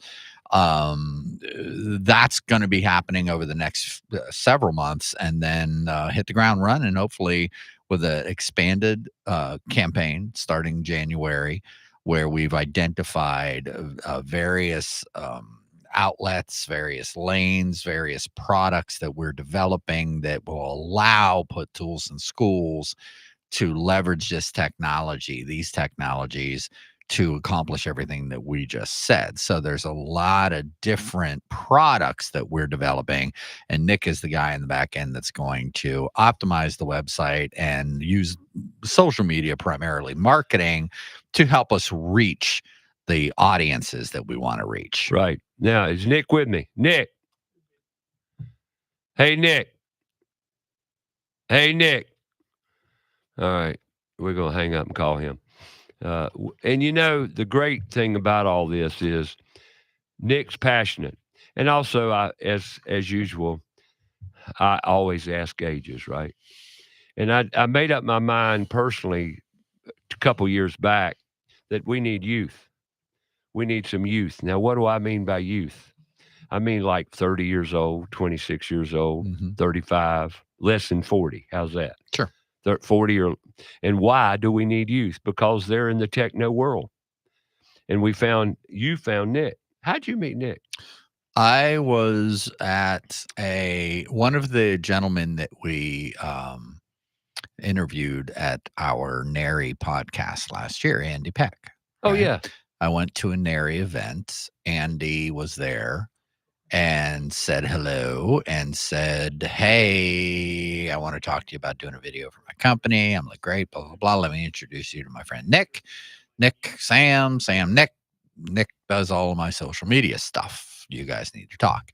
And we did, and have established a pretty nice working relationship now. And we're actually partnering together to sell each other's services now. And it's going quite well, actually. He's a great guy. Well, technology, podcasting, YouTube, whatever, has blown up. Yes. How many billion YouTube videos now are there? I mean, it's a lot, right? It's out of control. And the podcasting sphere has just, it has surpassed in popularity and just sheer reach corporate media by far. It's an amazing time that we're living in, and amazing opportunities for people to use their voice to make the world a better place. Nick, we got Nick. What's up, Nick? I don't know if anybody can hear me, but we can hear you fine, sir. You're coming in, Nick. No problem. Talk to us. Nick Versace, people. What's the name of his firm? Red Gambit Marketing. Red Gambit. Nick. Hello, Nick. Yeah. Hey, Ray. Hey, Nick. Tell the listeners what it is you're going to be doing for and around Put Tools in schools. Can you do that? Yeah, I can do my best. We got another show feeding over top of you here on the call, but you're coming in very loud and clear. No problem. Okay, perfect. So I'll do my best to hear you guys, but what we're going to be doing for Put Tools in schools is, first of all, we want to create an actual tool to help these kids connect with their career pathways. And what that means on, industry side is that industry is going to have access to these kids who are looking to get themselves on those career pathways. So we want to create that tool to be able to make that link between the two, since it's not being done in schools. Perfect. And how are we going to do that? So, first of all, the development of tools. Secondly, is going to be building that awareness, which you guys talked about a little bit earlier on the show. And what does that mean? You know, we're hoping to do that in a variety of ways, not just online with marketing, but also through events and actually hopefully getting these kids in front of some of these industry professionals and vice versa, you know, get their hands on it, hopefully through events. But on social media, you know, what Sam has been doing, what you guys have been doing is absolutely fantastic. But we need more exposure on that, and that's where we're going to come in and help you guys get this out in front of kids, in front of teachers, in front of industry, because they need to see what you guys are doing. I couldn't agree more. And what is it your business is going to handle for us, just so people know? And like I said, it's like a car engine or an automobile. It takes certain parts, and without those parts, the car's not going to run. And certain expertise from people that know how to manage, maintain, and utilize those. So what is it you're going to be doing for us, Nick? Hello? I apologize, guys. It's really hard to hear you. I know this is crazy. The technology, well, we're going to beat that with the new studio. So, you know, another issue. Technology, great when it works. Yeah, if he's having difficulty hearing. I tell you what, let's just give us a quick rundown, and then we're going to cut you out because it's too hard for you because you got overriding audio there. He can't hear me. No, he can't. Nick, we're gonna have to let you go, man. I think we're having some sort of technical issue here that's preventing you from hearing us well. So we'll have you on in the main podcast studio soon. We'll come in and do a whole show. I apologize, folks, but there again, something I talk about all the time. Yeah. Sam's words in a meeting is, I don't understand. When I hear that come out of Sam's mouth, I said, oh dear, here we go. When you say you're in a meeting, you say, I don't understand. Something's not working right. Right. And then you say, I don't understand. And you say that, and I say, oh no, here we go. Here we go. What? Like we're in a meeting the other day, and Nick's doing his presentation via Meet. Right. You know, and all of a sudden he freezes. Yeah. He freezes. Yeah. And we can't get him back. And here we go again. Yeah. And Bethany looks at me and says, okay, Ray, cool it. Just relax. Just relax. She knew. But I tell you what, you tell the folks how Nick's going to play with us. Well, it comes down to optimizing all of our various channels, I'll call them, whether it's the website or the social media channels or the streaming services, the mobile app, all of the things that we are producing, the video content, the podcasting, the going out into the streets and interviewing people, the news articles, the press releases, the curriculum, the actual career exploration curriculum materials that we're going to be producing, all of this stuff. Nick has helped to craft a system for distribution and marketing and amplifying all of those, so that, as he pointed out, we can get some eyeballs on them, because we are doing amazing work. It's just very few people are seeing it and engaging in it. So he's going to help us with that. And then, of course, this new tool that we're going to develop, which will be a career Pathfinder tool, so students can leverage the use of text, which they communicate by very prolifically, and engage with an AI engine that will help them get to some of these resources that I just mentioned that we're going to produce based on their goals and where they want to go. So it's a job, man. I mean, we're building a system here that will allow Put Tools in Schools, investing in this system, to reach exponentially more people and ultimately build an internal team that this can be a self-sustaining thing, because each one of these pathways that we've identified is not just outreach, but it is also an income stream for the not-for-profit. Yes, and you want to know how people can help and be a part of it? Well, one, you can donate, you can volunteer because we get involved with other nonprofits as well. We go out and deal with other kids and other nonprofits and Yes. teach them and work with them. Well, I can't do all this by myself. I tried it last year, run me ragged, and I can't. You can do a lot of things, but I did nothing well, and it's absolutely imperative that we, you know, do it with some organizational standards and move forward. Mhm. Well, doing everything just minimal people, you can't get it done. Nah, that's a recipe for failure You can't because get you it done. can't sustain it. So I mean, look at where we're at, man. Look at what we've done this year, just you and me alone. And I know I'm burned out. I mean, I Yeah, really am. it- We need help. yes. 704-227-8986 is the number. We're talking about put tools in schools. We're talking about home ownership. We're talking about HOAs. Come on back.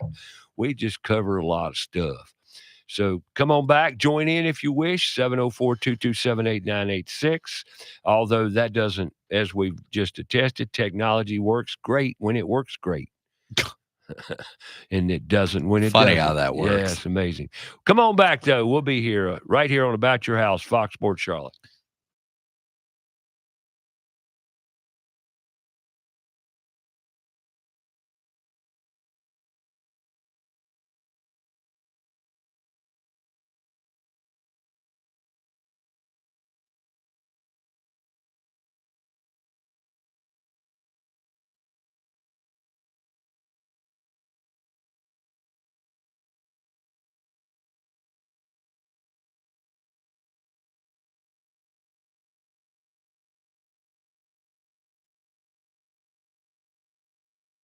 More about the show? Go to our Facebook page, About Your House Radio.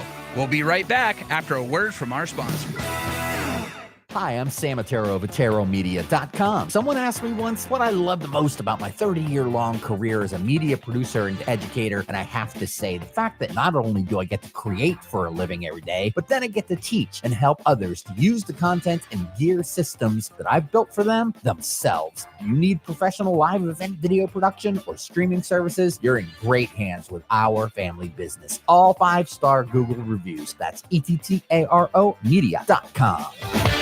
Owens Chimney Systems is known for all professional chimney services since 1989, including chimney cleaning, recommended annually, chimney evaluations and inspections, any and all chimney repairs and restorations, gas fireplace and gas fire log service, furnace cleaning, cleaning out one of the most overlooked appliances in the home. Get it done right the first time. That's Owens Chimney Systems at 704-554-9595. Or you can visit us online at owenschimneysystems.com.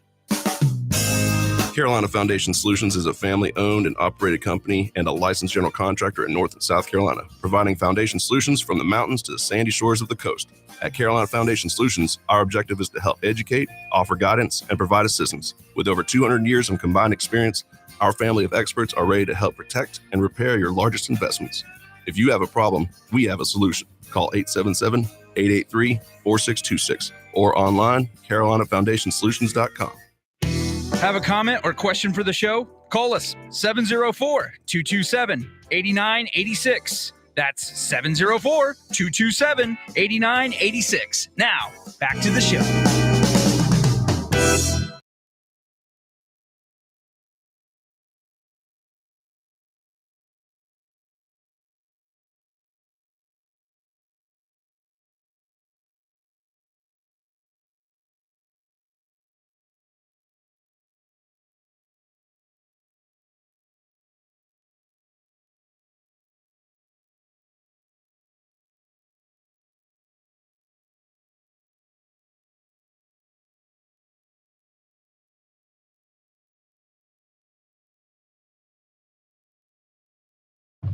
All right, welcome back for the break, and we'll wrap this. We'll go next hour. We'll plow into your house, Sam. My house. Yeah, the things you have to do, and Yes. and we'll cover that with the HOA. But I want to wrap up this thing with put tools in schools. We never wrap it up because we're constantly Absolutely. constant going at it. This morning, for example, I had a young high school student on this show. Heck, it's been about 6 years ago when I was in that studio over there. He was a senior in high school, and he came on the program with his father one morning, and I asked him, I said, do you want to go to college? He said, no, I'm not going to college. Well, what do you want to do? He says, I want to work with my hands. And I said, my mind, I want to, do something. He said, I'm really interested in the electrical field. I said, awesome, no problem. And so I told him this is what I told him, for example.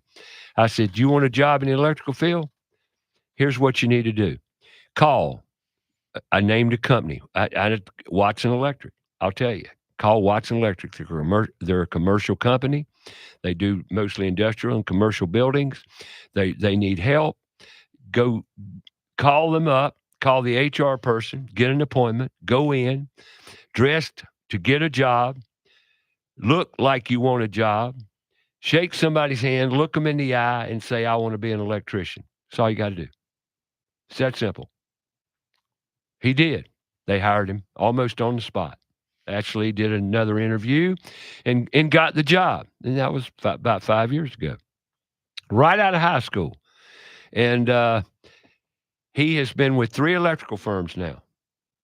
Now he's in the union. He joined the union. He likes that pathway, which is fine. You can be in a union, or you don't have to be in a union.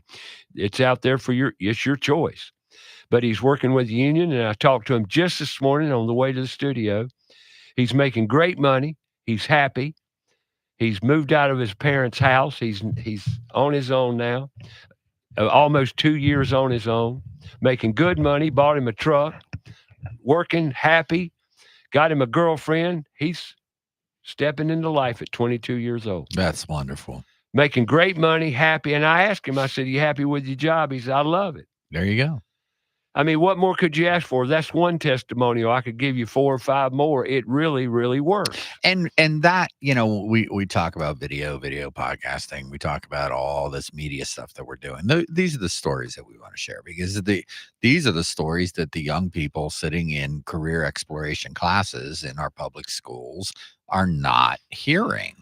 Right. And now to that, we got to talk about Digital Edge TV. Yeah, sure. Sam and we are going to developing a TV show called Digital Edge TV. The whole purpose of that show is to offer career pathways in the trades in video format attached to curriculum. And it'll be 45 minutes to an hour, right around 45 minutes. So a teacher can go online, download a program, and show it to her classroom. Right. It would be an entertaining podcast format. It is. We've already done some proofs of concept for this, and it works.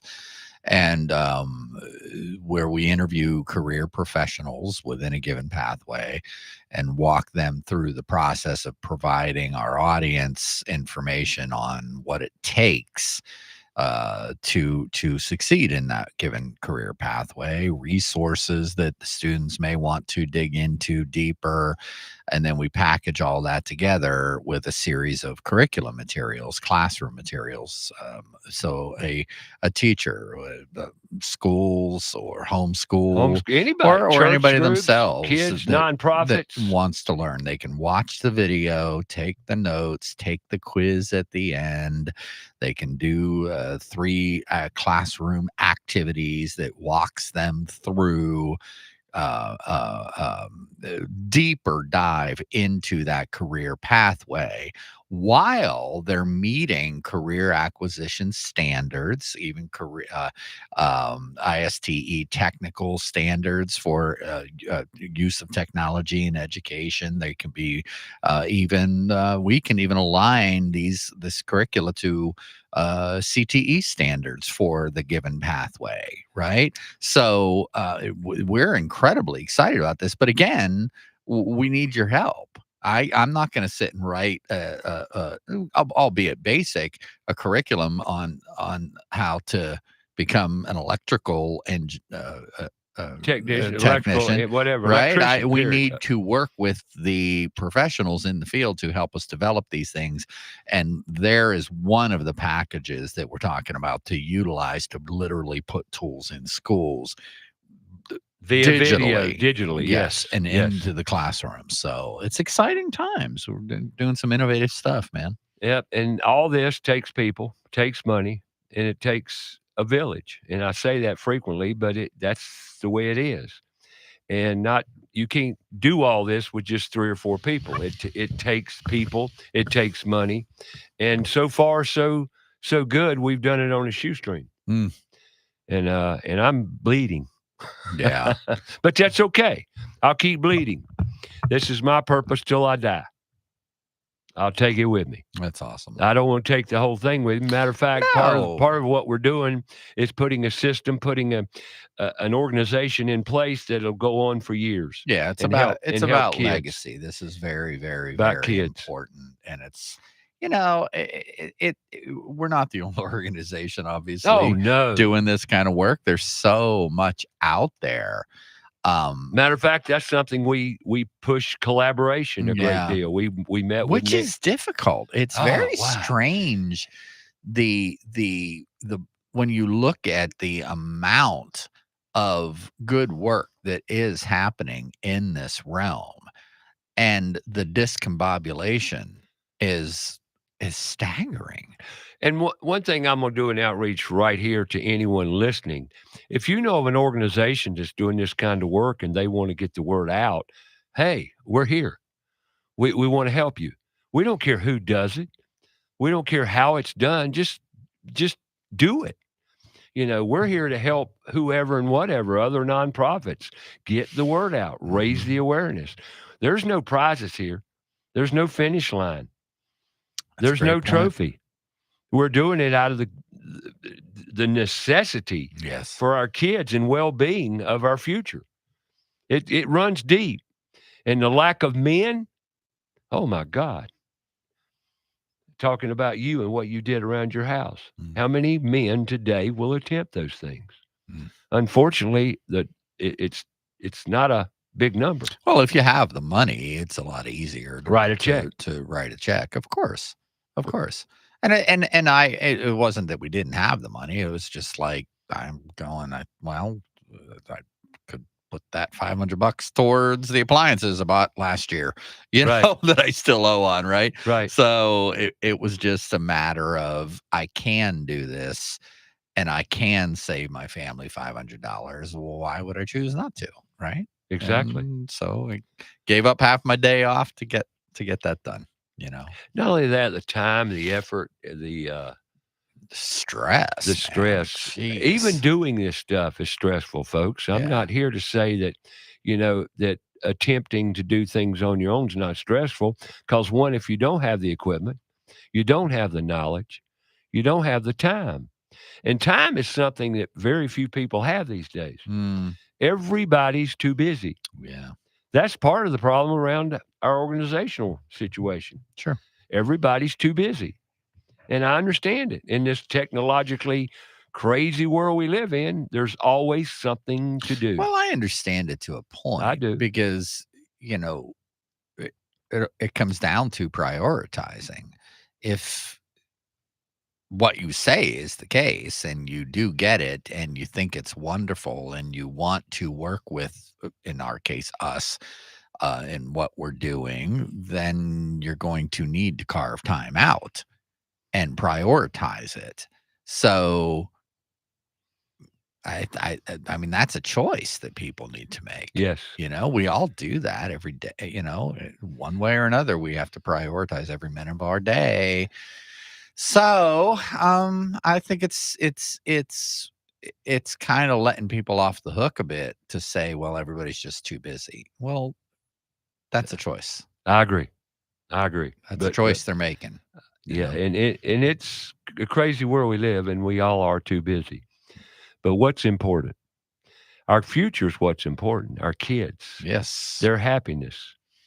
And productivity. It doesn't that tie into happiness, right? It does. To be able to to be a productive member of society, to where you can stand on your own, you can create, you can build something, you can reap the intangible rewards that come with that, as well as the tangible rewards, and provide a good living for yourself.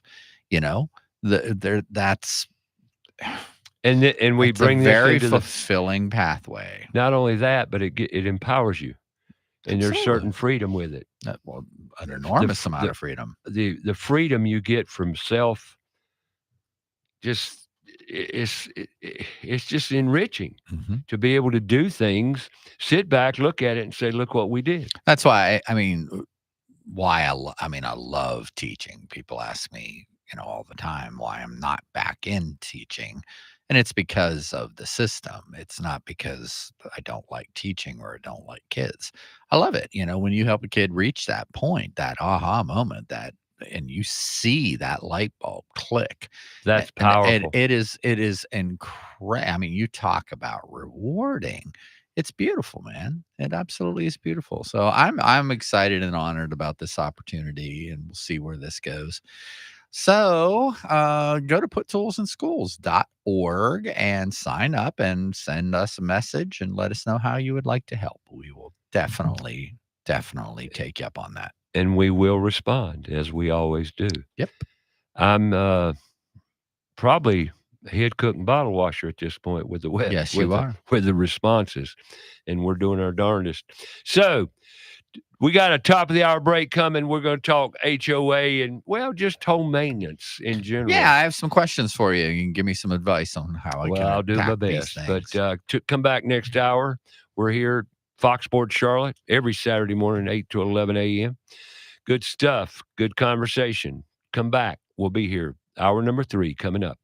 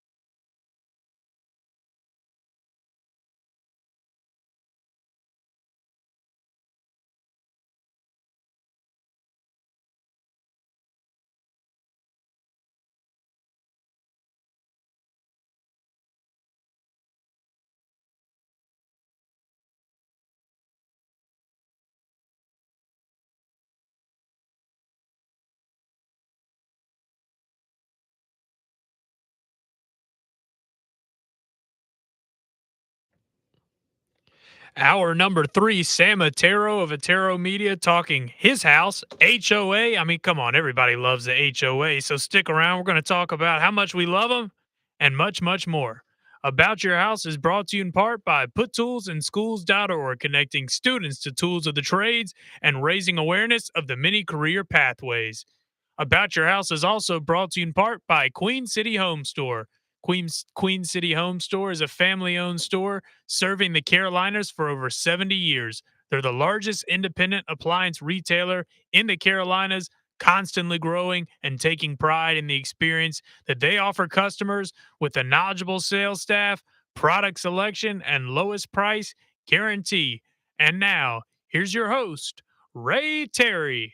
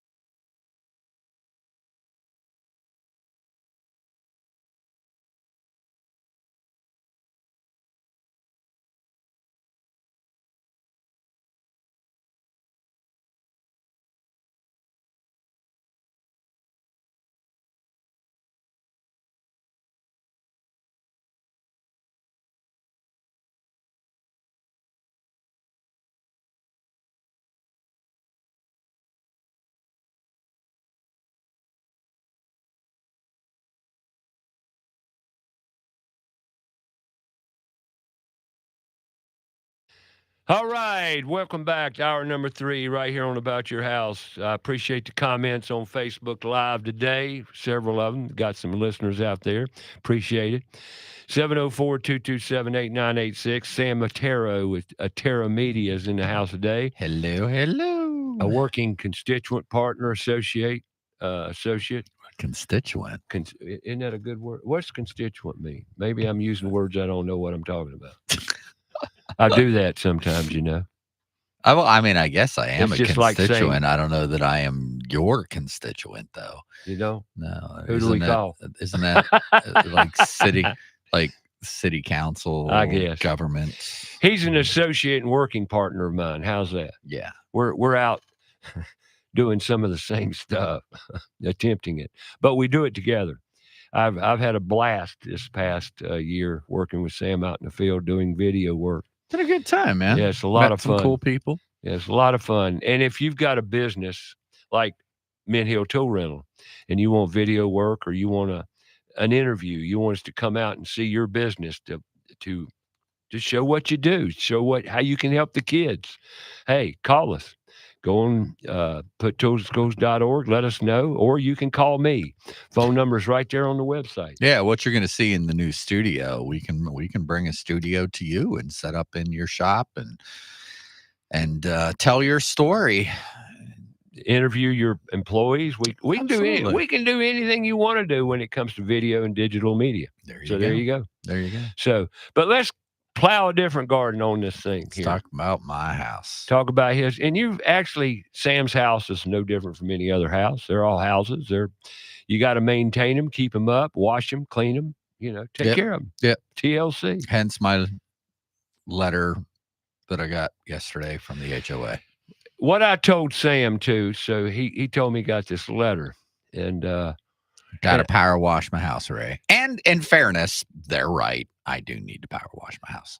But more than that, if you live in a subdivision or a housing development or a townhome, if you're a part of an HOA, bottom line, if you are a part of an HOA, meaning you live in a house that has HOA involvement, homeowners association, blah, and they come in different size, shapes, and all kind of things. They do. No two are alike. Yeah. Okay. But regardless, and we've heard through the years many, many, many stories about HOAs. And yeah, there's some nightmares out there. We know that too. And if you've lived in an HOA, a lot of people can't stand it. And I don't blame you because they hold rule over you on certain things, such as Sam. You got fences. They can tell you how and what and where to put the fence or what it looks like. If it's rotten and it needs to be repaired, they'll let you know because they've got, and you need, if you're in an HOA community and have not read your HOA bylaws before you purchase that house, you're crazy. Oh, absolutely. Absolutely. Oh, you don't know how many had no idea when they bought the house they were part of an HOA. Oh, I've heard that countless times. That's part of the disclosure. I mean, you have to go through a process to get approved for the sale through the HOA. You would think. But they just didn't bother to even look at what they were signing. Some don't even do that. Yeah. Some don't do it. But my point overall is if you're in a community that's an HOA, one, become involved. Get involved. One, you're going to meet your neighbors.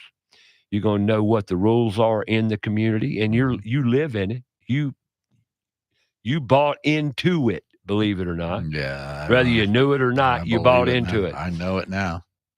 And what I tell you, go to a meeting, find out when the meetings are, show up, and just meet the board, meet the HOA, and tell them you love living there, and go with love in your heart, and meet the people, and tell them you care. There you go.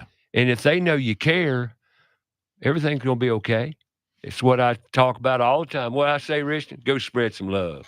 Spread love. Spread love.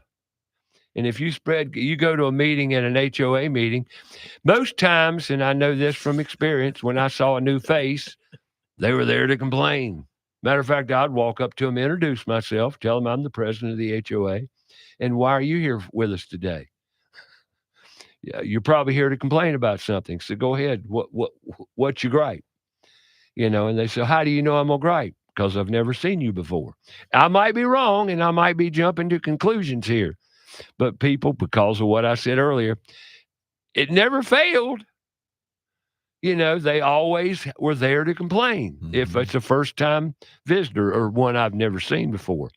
And I guess that's a lousy way to look at it, but it held true. And it's okay, but you'll never, ever get anything accomplished by not getting involved, will you? No. If you get involved and spread a little love, you get more done. And people can, there again, it's no different from tools in schools. It takes a village. And then you got the power mongrels on HOA boards that want to be. Yeah, that's a weird phenomenon. But it's out there. Yeah, yes, it is. Yes. You got some power hungry people that use that as like, oh, you can't, but there again, you don't know until you go meet the board, do you? Well, part of the big problem is the selective enforcement, which goes to what you're getting at. I mean, politics plays in, man. Yep. But you bought a house, you got to take care of it. You got to take care of it. I guess I got a power wash my house.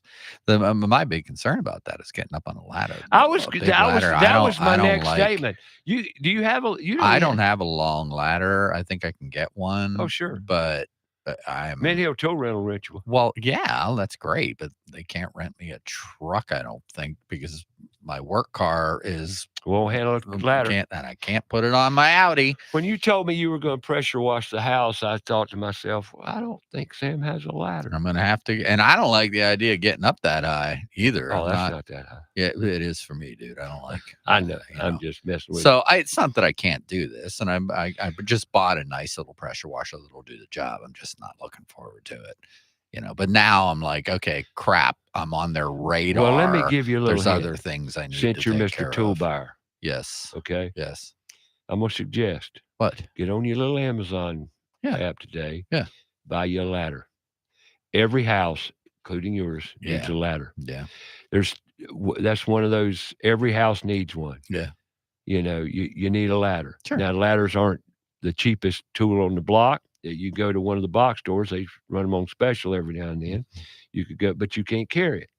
But see, I ordered a 40-foot extension ladder on, I think it was Amazon or DeWalt or somewhere. I wanted a DeWalt yellow extension 40 industrial. Foot, that's high. Yeah, we needed one that high. Well, how? Okay, so let me tell you what I need. Let me tell you how I bought the ladder. I bought it online. They delivered it to my door. So you didn't have to haul it. I didn't haul it. But of course, I had 2 trucks that could haul it. Wasn't an issue. Right. But the point was, I ordered it online. That rascal showed up at my back door one day. That 40-foot extension ladder. And I told my neighbor there, and I said, be expecting it. Will you accept this? He said, be glad to.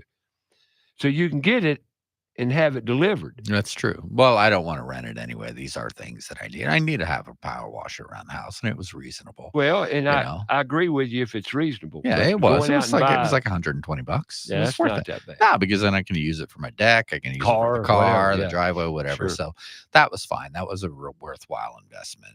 Renting the power auger. So get your ladder. And every house needs a ladder. There's 2 tools. Well, there's many tools every house needs, but 2 of them. You need a battery drill, reversible. Got it. Variable speed. Got it. Drill. Got a bunch of Ryobi products. Yeah. Love it. Yeah. And so you got to get those. But okay, get you a ladder and then you'll be good for your ladder. You need a ladder. What do I need? Okay, my house.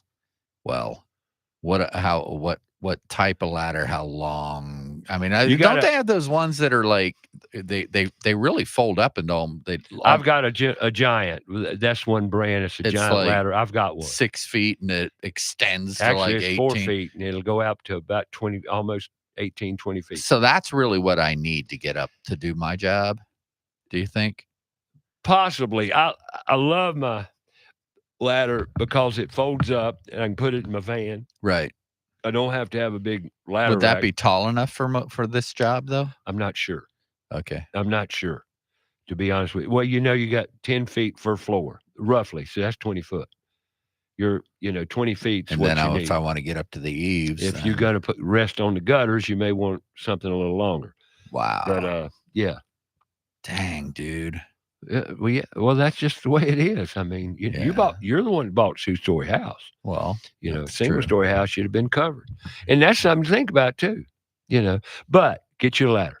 All right. You got to get your ladder. Can I borrow yours? You can borrow mine, sure. But we don't know that I can get up that high. Well, you can start there. You don't need to get on the gutters to start with. You need to you need to get up within 5 feet of them because That's true. You've got a wand. So... You've got a wand on that pressure washer. Yes. And they make an extension for your wand. Really? Oh yeah.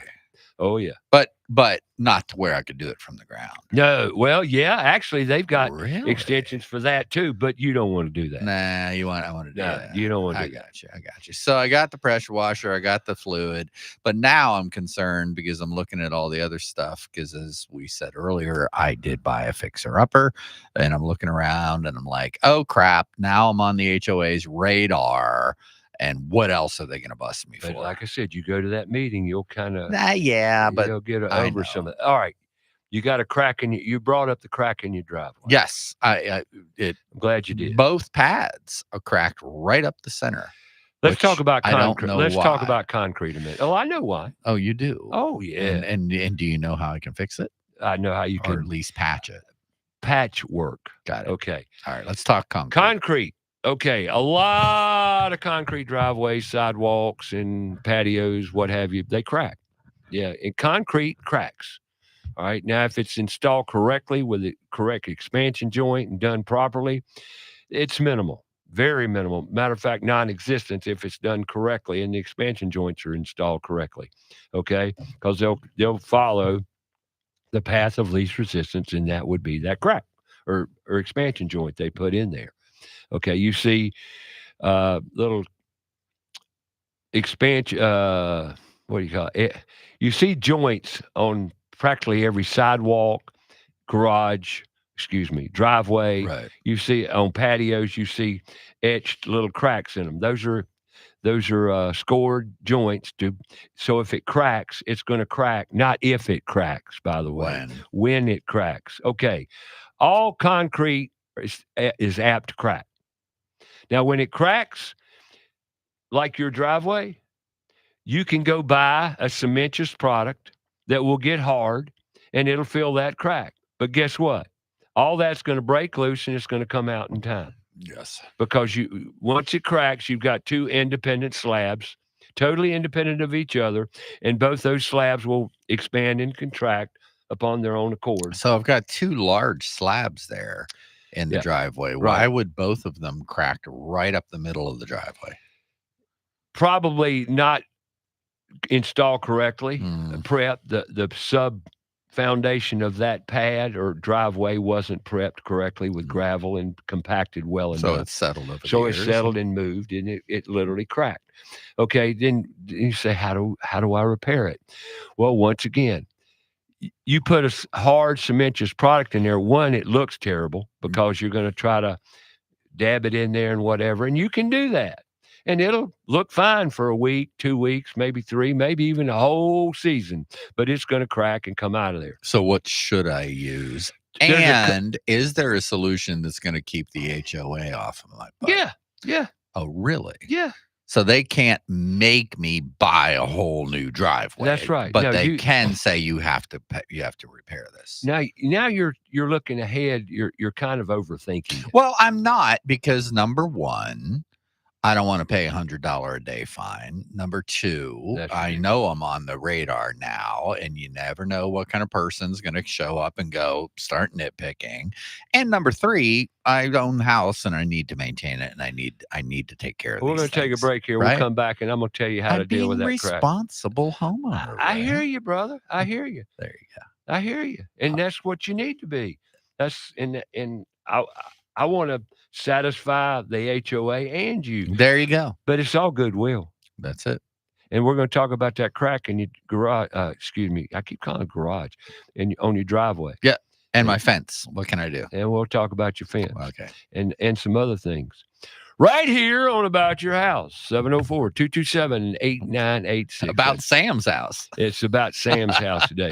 But Sam's no different from anybody else. Like old Richard, got them commodes fixed yet? Got one of them fixed. Did you do it? I got some help. You got some help? You did it. Good. It fixed it. It wasn't hard either, was it? Piece of cake. See, everything's easy. All you got to do is have the right. You going to do it today? There you go. Richton's going to go home and fix his commode. There you his go. water closet. We'll be back. More about your house.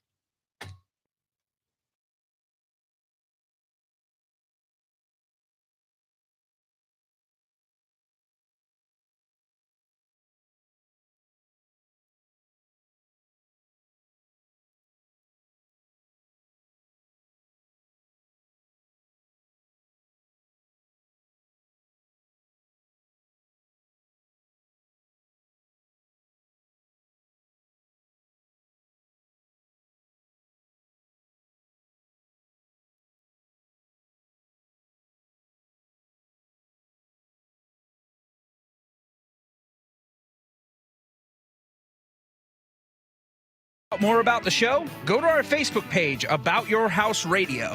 We'll be right back after a word from our sponsor. Hello everyone, Mike Sims here from Crown Town Cannabis, Charlotte's first cannabis dispensary. We have grown over the years and we are now throughout the state of North Carolina. You can find us all the way from Pisgah National Forest to Waves, North Carolina. Find more information about our stores online as well as locations or purchase online at cltcbd.com, crowntowncannabis.com. Use code HOUSE15 for 15% off your purchases online or in store. We have products to help you through everyday life and to help you enjoy this show even more.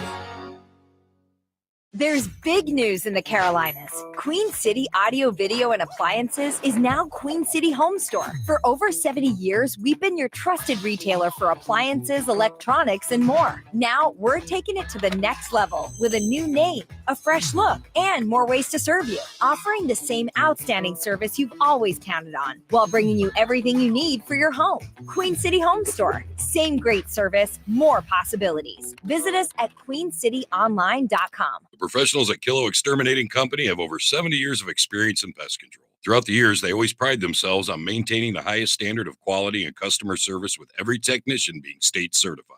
And moisture readings are standard with every inspection.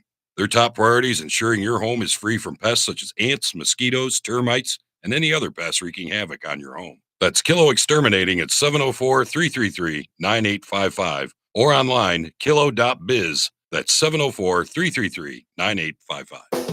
Libretto's Pizzeria was established in 2004 in New York City. It's located in Charlotte on John J. Delaney Drive in the Ballantyne area. Serving up authentic New York pizzas, a full Italian menu. Come in casual, hang out, and relax. We offer dine-in, takeout. You can order delivery. We could also cater your special event. Libretto's has got you covered. I am Mike Libretto. We are also the home of Spinello's famous infused take and bake pizzas. Visit us online at librettospizzeria.com and spinellospizza.com or call us at 704-714-1442. You know, we talk about a lot of things around a lot of houses, okay? Hey, we've even mentioned it on the show here today, floor coverings. Every house has it, be it carpet, be it tile, be it, concrete, whatever. You know, whether you're in Belmont, Cramerton, Lake Park, Matthews, Mint Hill, Stallings, even Cornelius. Give us a call. Give who a call? Floor Coverings International, Southeast Charlotte. Great people, all the information, education you need, and they come to you.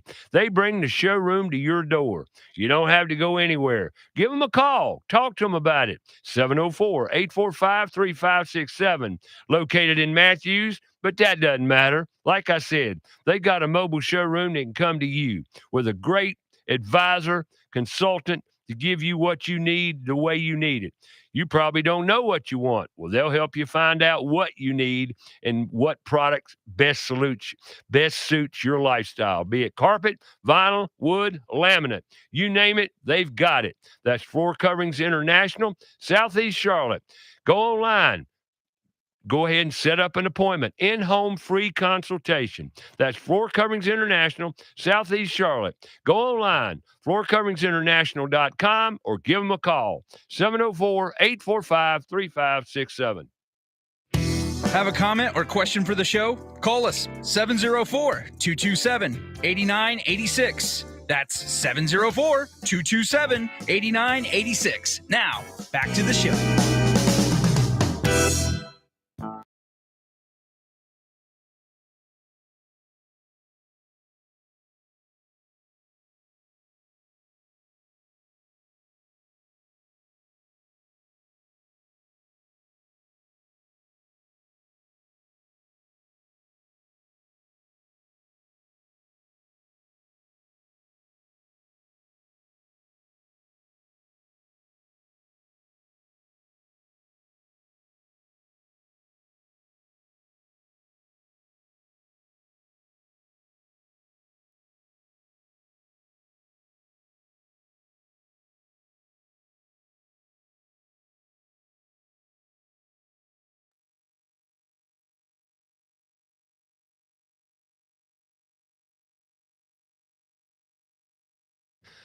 All right, welcome back. Listener Brent McDowell got a comment. Read it to us. Yeah, Brent said everyone should read the CCRs that govern your HOA. I've been president of our HOA for 8 years. It takes 2/3 of the community to approve any changes. Rarely will you be able to get changes to your covenants.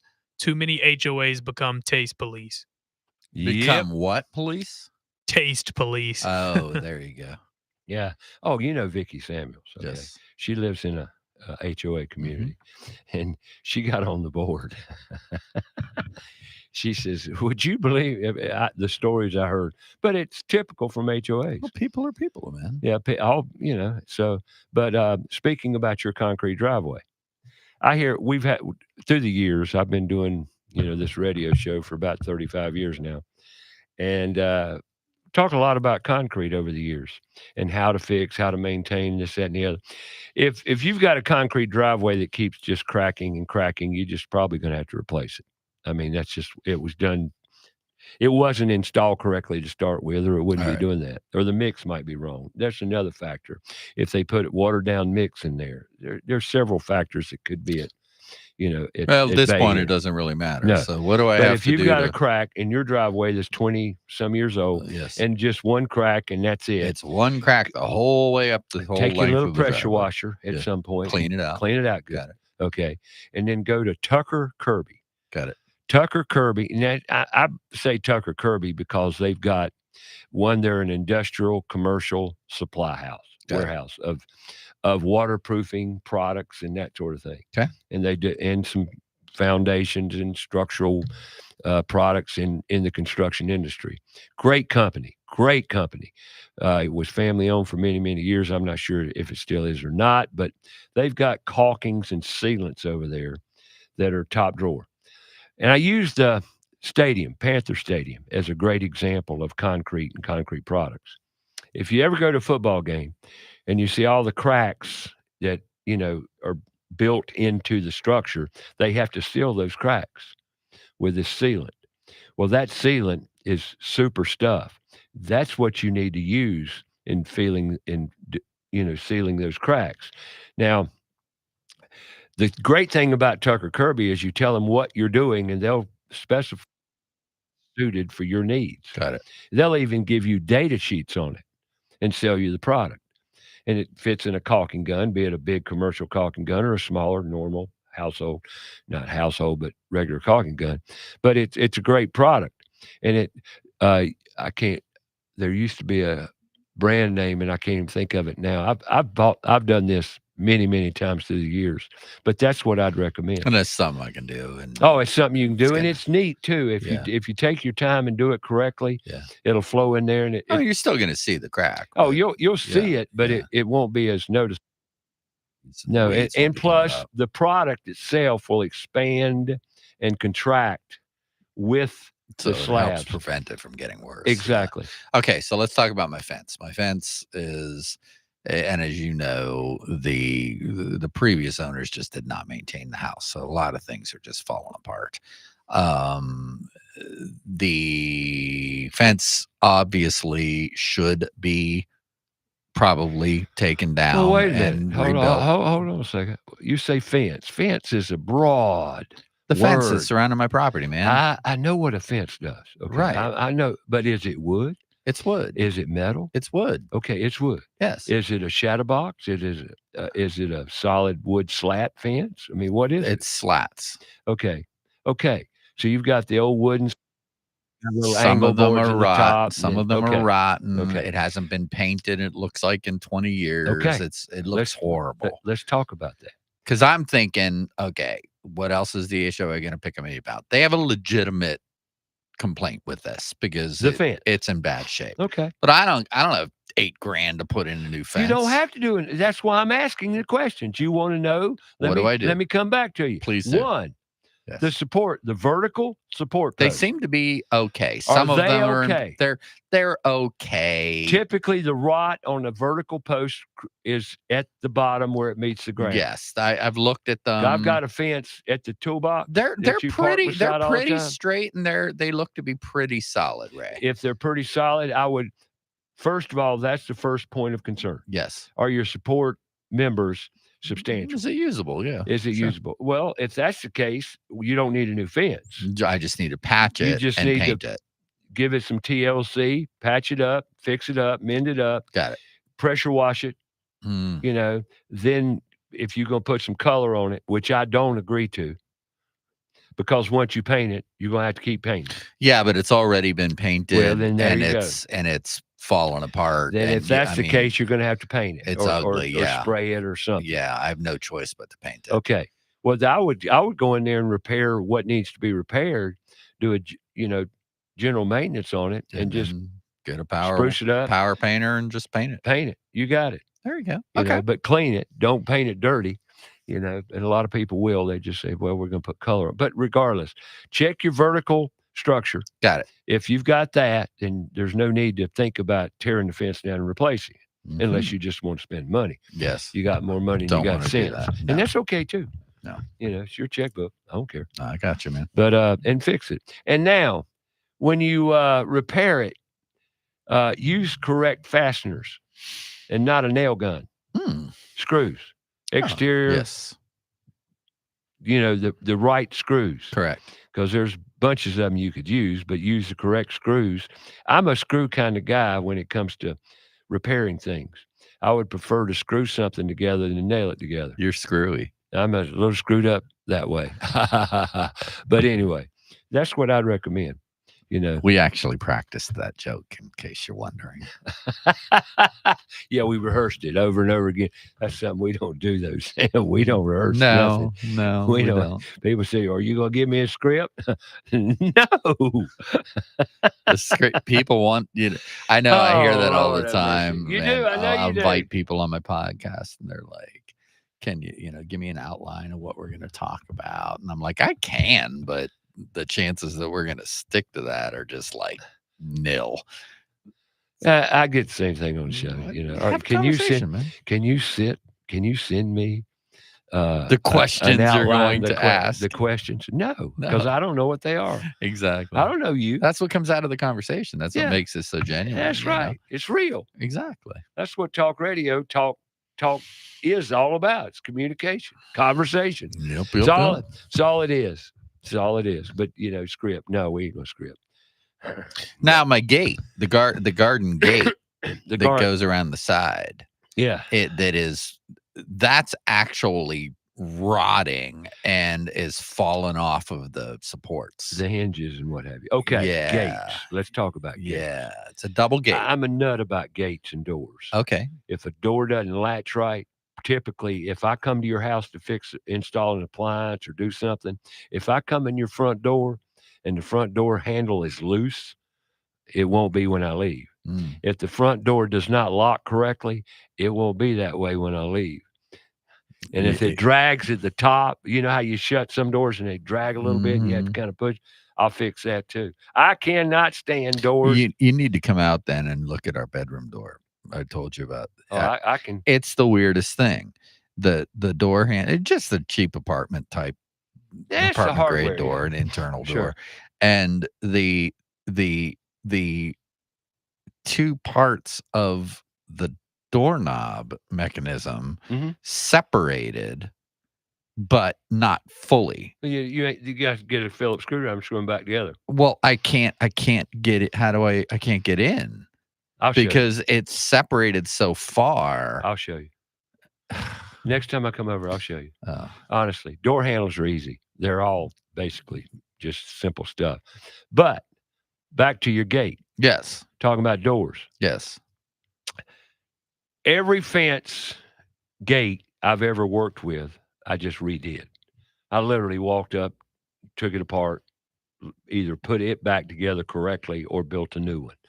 Gates are back to the post, the vertical post. Yeah, if the support's there. The support has to be there. Yes. On the hinge side. Yes. Because that's controlling the door completely. Yes. If it's got any waver in it, your door's going to be constantly giving you issues, and you're going to get ill with it. Mm-hmm. So you have to substantially fasten, fix, install the hinge side very substantially, correctly. Mm-hmm. And if it's a 4x4 post, I would even step up to a 6x6 post in concrete. And literally, if you have to replace that post, you need to replace that post. Sure. Because I went by my house that I lived in 13 years yesterday over on Lawrence Orr Road in East Charlotte, Four Seasons, where I was an HOA pres. I built a fence very similar to yours in my backyard, to just create privacy. Well, I put a gate out there. I installed that gate almost 20 years ago. Yesterday, I rode by the house. That gate's still standing strong. Nice. It's still there and standing strong. That's because of the way I put it in with 2 6x6 side posts. Now you can save money, but when it comes to gates and doorways, you have to have substantial. Yeah, it's a double 6 foot wide double gate. So you could drive a car through it. Yes. Okay. Well, the gates are important. The verticals that are there are just they're rotting and they're 4x4, so they're going to have to go. Yeah. They're going to have to. And go. when you do it, you can add some decorative feature to it. Yeah, too. sure. Because that's something you want to increase eye appeal if you can, Yes. if you can't, or you want it. Yes. But if it's visible, then give it a little something. Yeah, something. it's right there in the front of the house. I mean, it's you can clearly see it from the street. Yeah. So it's. Yeah, I'm going to have to do something. So I guess these are my projects for the fall. Yeah. Good time of the year to do it. Yeah, that's true. And you know what else fall's good for? What else? Fall is good for planting. Yeah, I know. Fall is for planting. You should see my garden, dude. It's beautiful. You got to go. You should see it. I hadn't talked about Sam much this show, folks, but Sam's a great example of talent. He's a musician. That's very kind. Well, I am a musician. I'm not here to be kind to you. I'm here to tell you the truth. Well, thank you. He's a musician. He's very talented when it comes. How many guitars you got? Too many. 8 now. Got 8. He's involved with his church. He's embraced put tools in schools. He's a community activist. I don't mean in a bad way. I mean in a good way. And he's just a great guy, and he's creative. Got a great imagination and a great attitude to work and get things done. Thank you. And that's nice in my world to meet somebody like that.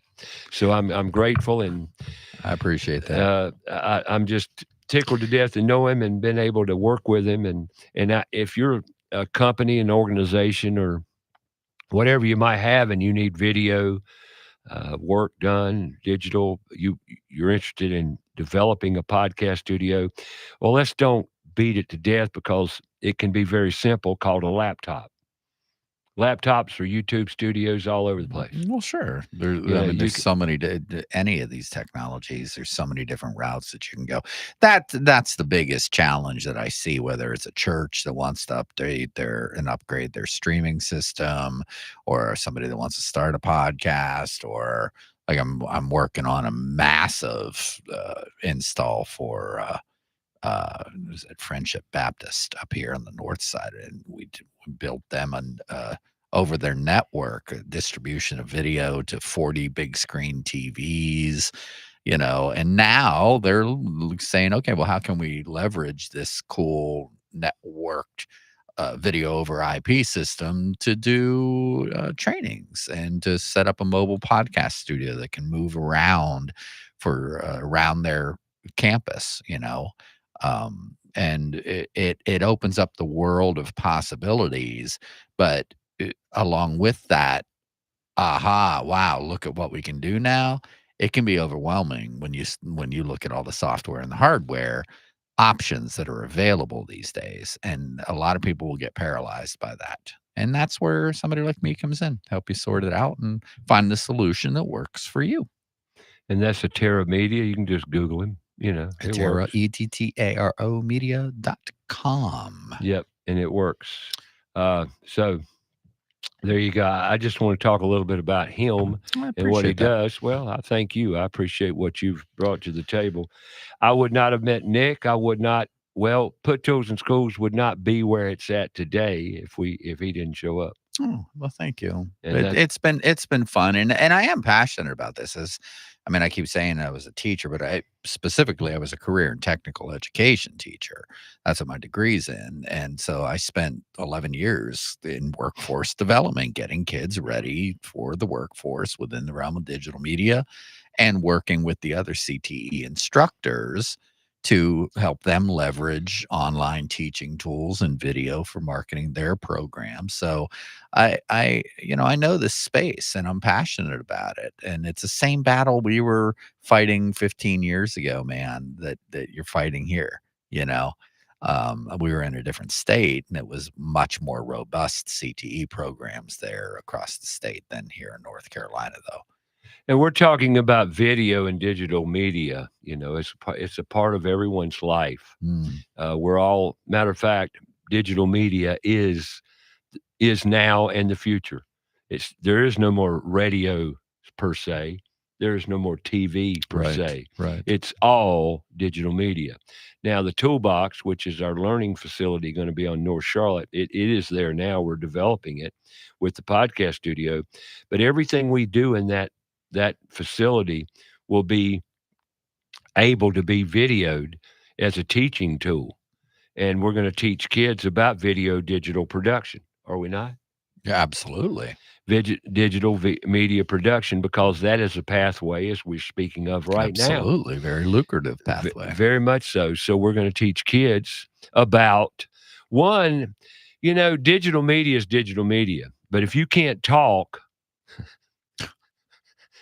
you can't do it. And unfortunately, our kids today are not being taught how to communicate effectively. Mm-hmm. Well, this is a great tool. And, one of the things that I found over the years in teaching digital media was I would use digital media to teach digital media and give the kids an opportunity to not just build media product, but then demonstrate how they did so. So they learned presentation skills. It was part of the class. They had to present to the class what they did, how they did it, why they did it, and their analysis of the educational objectives that they had laid forth in the lesson. How did they meet that objective? Prove it. Show us how you did that, right? What tool did you use? How can you prove to an employer that you met that standard that they were putting on your work? So my kids always had to do those types of things. And I would have students come to me, Mr. E, I hate being on camera. I don't like being on camera. Why? I don't like the way I talk. Well, then work on that. Change the way you talk. Make it better. How are you going to know unless you watch yourself, right? I don't like the way my hair looks. Well, look in the mirror and do something about that before you come to school.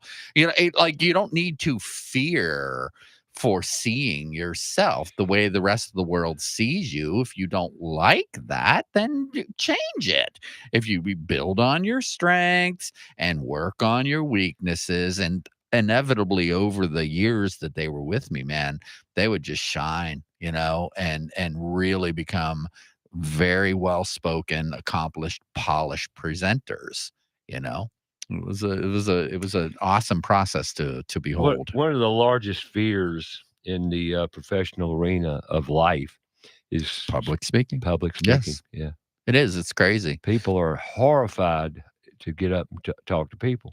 And more so even in front of camera. It's Yeah, bizarre. amazing. I would work because we were doing instructional technology in our school, and I was spearheading a lot of that and helping teachers digitize their curriculum, their old school curriculum, and utilizing online learning management systems that they could then duplicate lessons online and students could watch and take part and leverage that. And you'd have a 20-year teacher who has no problem with public speaking, goes to conferences, presents at conferences, stands in front of the classroom 4 sessions a day. You put a camera in the back of their classroom and they just panic and just clam up. That's like you're doing what you have been doing 4 times a day for 20 years, but because there's a camera in the classroom, you're uncomfortable. It was a interesting phenomenon. And that's one of the largest problems we have in our education system is the fear factors. Yeah. The fear factors. Kids are afraid to talk. Why? Because they're afraid of being criticized. They're afraid of being ridiculed.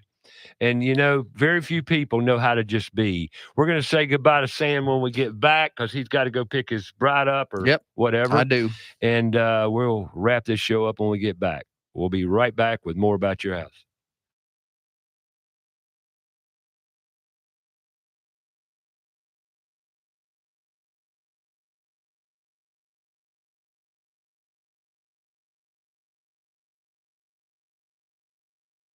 Find out more about the show? Go to our Facebook page, About Your House Radio. We'll be right back after a word from our sponsor. Owens Chimney Systems is known for all professional chimney services since 1989, including chimney cleaning, recommended annually, chimney evaluations and inspections, any and all chimney repairs and restorations, gas fireplace and gas fire log service, furnace cleaning, cleaning out one of the most overlooked appliances in the home. Get it done right the first time. That's Owens Chimney Systems at 704-554-9595. Or you can visit us online at owenschimneysystems.com. Summer heat is here, along with the humidity. Will your air conditioner provide the comfort needed? ABS Insulating can provide the resources to give you comfort this summer and all year. ABS Insulating uses the latest technology and products to insulate and seal the envelope of your home, creating a comfortable environment all year long, also extending the life of the air conditioning. Call ABS Insulating today for lasting comfort tomorrow. 704-821-4343 or absinsulating.com. Steve Helms here with the Al Metal Driving Corporation. The Al Metal Driving Corporation is a full-service driving company. Regardless of the problem, we can handle it. Does your clothes dryer take longer than 45 to 50 minutes to dry a load? If so, you need your dryer vent cleaned or checked. The clothes dryer is the most inefficient appliance in the house and should never take longer than 45 to 50 minutes. Call Al Metal Dryer Vent today at 704-846-8368 or online at almetaldryervent.com. That's 704-846-VENT. Have you cleaned your dryer vent lately? Hi, I'm Sam Ettaro of EttaroMedia.com, and I love empowering my clients and partners to make the most out of today's latest digital media tools. We specialize in building production systems and podcast studios for small to mid-sized churches and local businesses here in Charlotte. Do you need new media production gear? Do you need help learning how to use it? You're in great hands with our family business, Ettaro Media of Charlotte. That's ETTARO Media.com. Have a comment or question for the show? Call us 704-227-8986. That's 704-227-8986. Now, back to the show.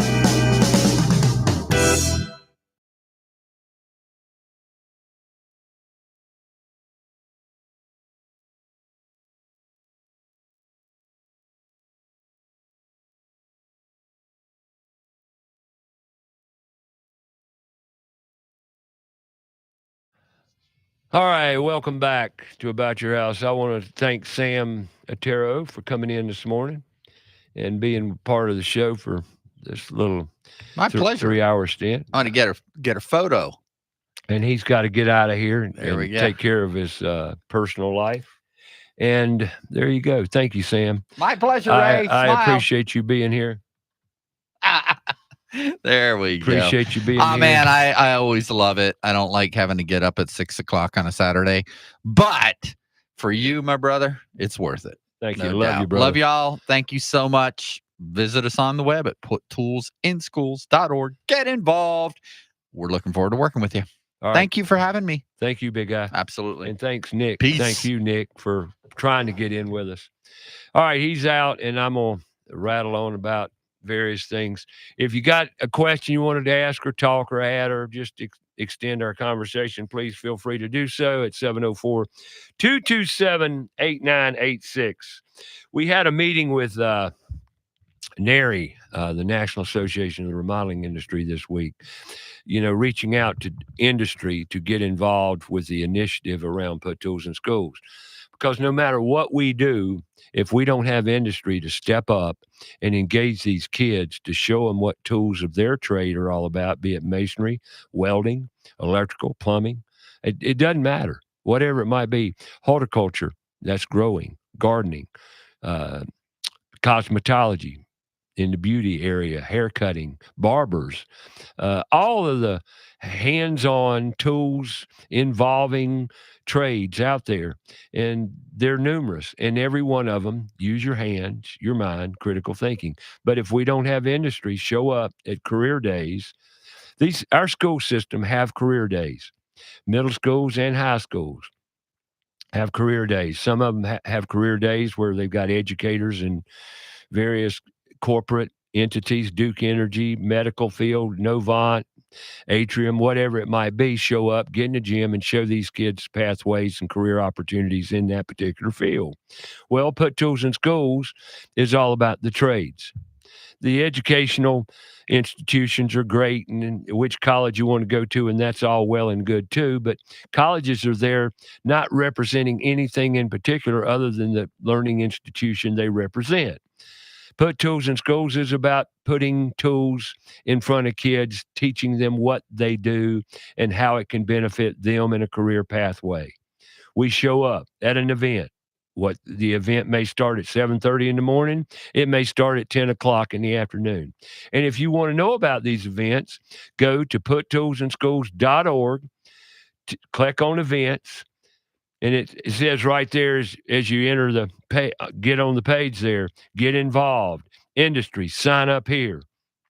And then it says up and coming events. And, this calendar will be kept up currently. I did a catch up yesterday. On the 24th of September, which is a Tuesday, we'll be having a trades career day at Queens Grant Charter High School out on Idlewild Road. We've been to that school. I think this will be our 5th time. And it's absolutely incredible how the students engage and accept and become a part of the activities. They're very interested in this sort of thing. The kids love it. And better than that, the teachers love it. They love for us to come over to the school, set up our wares, and we're going to be setting up at 7:30 that morning on the 24th, and we'll be there till around noon and address probably 400 to 500 students. It's a great high school. Now, if you go ahead to October, look at the calendar, you got one at Butler High School on the 6th. No, excuse me. We don't have anything scheduled in October right now. But on November 6th, we got Butler High School. You go down to November, and you'll see also you got Mint Hill Middle School coming. And yesterday, we got another inquiry for another middle school. Now, once again, these days are set up. But if we show up without industry, we don't have anything. The kids have nothing to go off of. We can't do this initiative without the trade showing up. That was the purpose in the meeting with NARI. There's other associations in the industry, the Home Builders Association, the AGC, the Association of General Contractors, North South Carolina. There's like thousands of members in that. Then you've got ABC, the Association of Building Contractors, hundreds of members in that. Why can't we get collaboration between the industry associations and these events for industry to show up, engage these kids, show them the pathways? And part of the problem is they can't show a return on their investment. Well, folks, if we don't invest in our kids and in the future of our kids, we're not going to win anything. We're going to constantly be at this battle we're in, finding kids that can work, that want to work. They want to work. They just don't know of it. They don't know about it. That's why we need to show up and show them That's simple. And a lot of you might be saying, why is Ray so hell-bent on making this happen? Because our kids aren't happy. I've seen kids light up. You put a table full of tools in an event, and the kids are curious about the tools because they've never played with them before. It's like giving them a new cell phone. They pick a tool up and they say, wow, what's this do? Then show them. They're amazed. Just a simple little tool. Put toolsinschools.org. Industry, show up. Now, what do? That's only one thing we're doing. We're also developing a workspace where kids can get in groups, come up to the space, delve into electrical, delve into welding, touch plumbing, touch carpentry.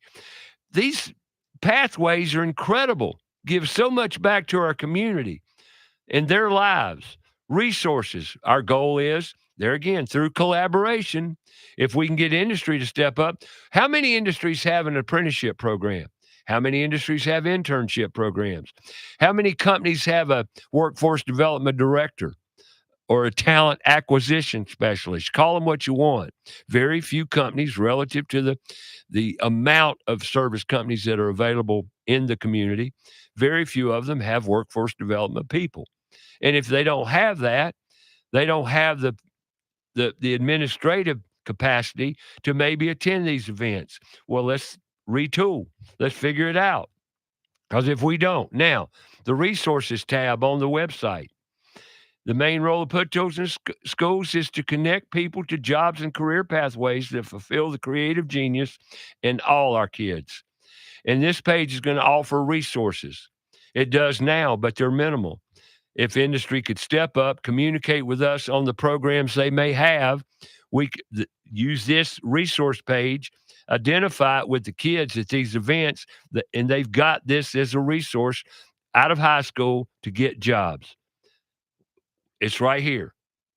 And all you need to do on the resource page is go down right here. A little yellow line says, add a resource to our list. Click on it. And there you go, right there. Please add our resource. So, folks, we're doing what we can do to help the labor situation, but that's not my top priority. My personal priority is to show kids a life that will empower them, give them a freedom that in my whole life, I've never, ever been without a job. Never been without something to do, to go and make a dollar or two. And better yet, please somebody, make somebody's life better by going out and fixing or repairing something that they need. What a wonderful feeling to give back and raise your self-esteem. Well, kids aren't aware of that. But, man, like old Richton here fixing the commode. Who helped you on that commode there, big guy? My mom actually helped me. My dad had knee surgery, so he's been out for a little bit. Right. So it was easy, wasn't it? Wasn't bad. It's an easy fix. I'm telling you. But watch a tutorial on YouTube and then. Yeah. Here's the thing with all repair work and anything, and kids need to be aware of it. YouTube University is fantastic. It worked, didn't it? Yeah. It showed you what to do. All you needed was to play around with it, and then. Yeah. But when you finish, you learn something, didn't you? Yeah. And it get some satisfaction. And not only that, it inspires you to attempt other things. Yeah. The fear, right. you eliminate the fear factor. Yeah. Right? Yeah. And once you eliminate that, you're powerful. It empowers you to go unstoppable. Yeah. Right. Super tools. Super tool man. Yeah. Save a lot of money. You can. Like old Sam told us this morning, $650 roughly to clean out a sewer line. Yep. Everything you do with a service company now, you're going to spend some money. I went out and put a downdraft. I'm going to just tell you, I went out and replaced a ventilation system in a kitchen yesterday. $600. I was there for 5-6 hours completely. I went Monday too, but I went late in the day and didn't have time to do it. I knew it was going to probably happen that way, but I thought I'd give it my best shot and see if I could go knock it out. Give it the old college try.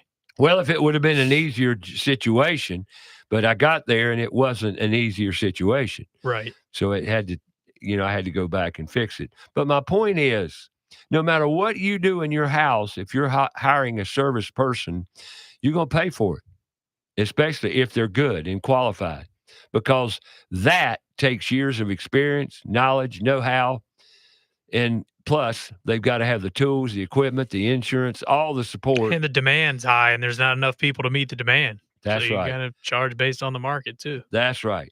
So expect to pay. But back to puttoolsinschools.org. We need your help. We need your money. We need to help our children reach their financial life goals of happy and purpose filled. Because once you have purpose, life's an oyster. Just go for it. Man, it's a great world we live in. Let's do this. And you know what? Something else, too, on the resource page. It's asked the question, what does apprenticeship mean? And it explains it right there, because you know what? Most kids in middle and high school have no concept of what an apprenticeship program is. But better yet, what career pathways have apprenticeship programs in them? It's amazing. But there you go. All right, got next week. Let's talk about next week. We got a full-fledged remodeling company on deck here, Hanson Remodeling. Been on the show before, husband and wife duo, and really some other family members. And there's another great example of what can be accomplished. So go make it a great week. We'll talk to Hanson Remodeling next Saturday on the show. And then coming up after that, next week after them, would be, hey, garages. We're going to talk garages, what you can do with that space, how you can improve it, make it more efficient. Every Saturday morning, About Your House, coming your way, 8 to 11 a.m. on Fox Sports Charlotte. Go make it a great week. We love you all. Go spread some love. We definitely love you here. Take care. Have a great one. We'll talk to you next week.